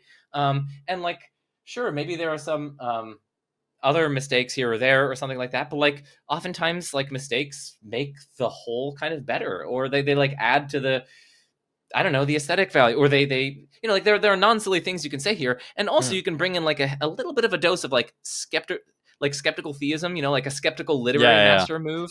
You could say, like, well, listen, like, given that this is a literary master, like, it wouldn't be too surprising that he's aware of certain literary facts and moves of which I'm not aware. So, like, I shouldn't be able to I shouldn't fully expect to see all the reasons on which the literary master acts and does as he does. So it wouldn't be, like, too surprising that I might find apparent defects, and I wouldn't be able to see immediately their explanation. And so similarly, you could say something similar about, like, the psychophysical laws, the psychophysical pairings. You could say, like, I can see some non-silly reasons, like theodicy style, why there might be some seeming imperfections in there. Like, there being some suffering, there being some disharmony helps us learn, grow in knowledge, grow in virtue. Like, if we're here to kind of, like, substantively help each other, there need to be something like imperfections or defects that befall other people that you can, like, do to improve. You can do things to improve their well-being. So, like, we have a degree of responsibility for one another. We can make a difference to each other's lives. It wouldn't be terribly surprising that God might actualize a psychophysical regime in which there are some imperfections which allow for that kind of helping of one another. And I just think there are, like, non-silly things you can say here. To make it not to make it not basically, like, certain that under theism you'd get, like, a perfect psychophysical correlations or anything. Yeah, I mean, I think it's I say it's one of those arguments where I've come across it recently enough that I don't have many developed thoughts on it. But it is really interesting, and I'd highly encourage people to check it out and there are lots of little nuances to the paper that are really, that sort of, when you first hear it, it can seem really silly in a weird way, because it seems very strange. Like, oh yeah, of course our psychological states or our phenomenal states match up with certain physical conditions because of evolutionary concerns and stuff like that. But actually, the paper's very good at teasing these things apart, and I would really, at the very least, I would encourage reading the paper before you, like, completely dismiss it out of hand. I don't know where I will end up falling on this, but it's worth considering. Yeah, exactly. Yes. And before we turn to nomological harmony, I will just briefly say, like, evolution does not explain psychophysical harmony. Evolution actually presupposes, in order to give, like, an evolutionary explanation of why we feel pain in response to tissue damage, that actually presupposes psychophysical harmony, because it presupposes that pain is the conscious state associated with avoidance behavior. Right? Well, yeah, then, since pain is the conscious state associated with avoidance behavior, evolution would equip us with pain in response to tissue damage, because that would then get us to avoid tissue damage. But that presupposes psychophysical harmony. If instead pleasure had been associated with avoidance behavior, evolution would have equipped us with states that lead us to feel pleasure in response to tissue damage, because that would then have led us to avoid states that cause us tissue damage, and thereby would have preserved us. So evolution, actually, turns out, appealing to evolution presupposes, it does not explain Psychophysical Harmony. And again, like, it's totally conceivable that we had that we were just pea zombies. Evolution would have proceeded just as it did, like operating all the physical facts. The same, like, we would have had the same reproduction, the same various physical facts and behaviors would have gone on, but like things just would have been dark on the inside. That's also evolution just does not help explain. Yeah, I always bring it up because I think that, like, it's one of those papers. It's quite a long paper. It's one of those papers where it's very good at predicting the thing that you think as you're reading it, which is like, which is lovely. I think it's a great quality in a paper. You get halfway through and you think, oh, would this work to solve it? And then the next paragraph is like, no, it wouldn't. You fool. And it's like, oh, well, never mind. But again, it's one of those things I have to think more strongly. I have to think more carefully about, because, as I say, I'm kind of not really comfortable with my grip on the argument yet. But yeah, really worth checking out. Just incredibly interesting. And also, we spend a lot of time going over the same 6 or so arguments for and against the existence of God. It's just lovely to have something like fun and new that seems exciting. And closely related to psychophysical harmony, we have nomological harmony. And again, this I have even less of a grasp on. As far as I can tell, it's to do with laws, like the wonderfully striking coincidence of laws happening to be paired to the things that the laws would govern. Yes. And I'm just saying things that I remember from the paper. I do not understand this at all. I am the pea zombie temporarily. Yes. For this, because I know that sentence is related to the nomological harmony argument, but on the inside it's just dark. It's just right, semantically empty. I sometimes suspect that of like some people who run some arguments online, where it's like, dude, are you just like a like, are you a pea zombie? Are you just like parroting this? Like, because it really seems like. Anyway, I won't name names. No. Okay, so like this, the problem of nomological harmony comes from Brian Cutter and Brad Sod. They have a 2024 paper in Nous, N-O-U-S, titled something, and you can freely read it online. It's titled something like The Problem of Nomological Harmony, or something like that. So the problem is essentially the problem of explaining why the fundamental dynamical laws match the universe's initial conditions, in the sense that applying those laws to those conditions generates successive states of the universe and thus results in temporal evolution. Okay, so a few clarifications. First, fundamental dynamical laws are laws that just specify or constrain how the universe evolves over time. And they're fundamental in the sense that they're not explained in terms of any other such laws. A law matches the states of the universe just in case applying that law to those states generates other states. So like the law applies to states of the universe by taking those states as input and basically delivering as output other states of the universe. So a universe whose fundamental dynamical laws fail to match its contents will basically just be like stillborn, right? So like stillborn basically in the sense that like the initial conditions will be there, and there will be the fundamental dynamical laws, but they won't match the initial conditions. They won't actually like dictate how the initial conditions are to evolve through time. So the initial conditions will just be there without evolving forward. So like, what might this look like? Well, like imagine that the initial conditions just featured properties of mass and charge. This is a simplification, but just imagine that the initial conditions only featured mass and charge as its fundamental physical properties. But imagine that the fundamental dynamical laws, which reigned in the universe, didn't mention mass or charge. They instead only mentioned different properties, schmass and schmarge, we can call them. So imagine that the fundamental dynamical laws were of the form, like, if you have such and such a distribution of schmass and schmarge, then the distribution at the immediately subsequent time is going to be a slightly different distribution of schmass and schmarge.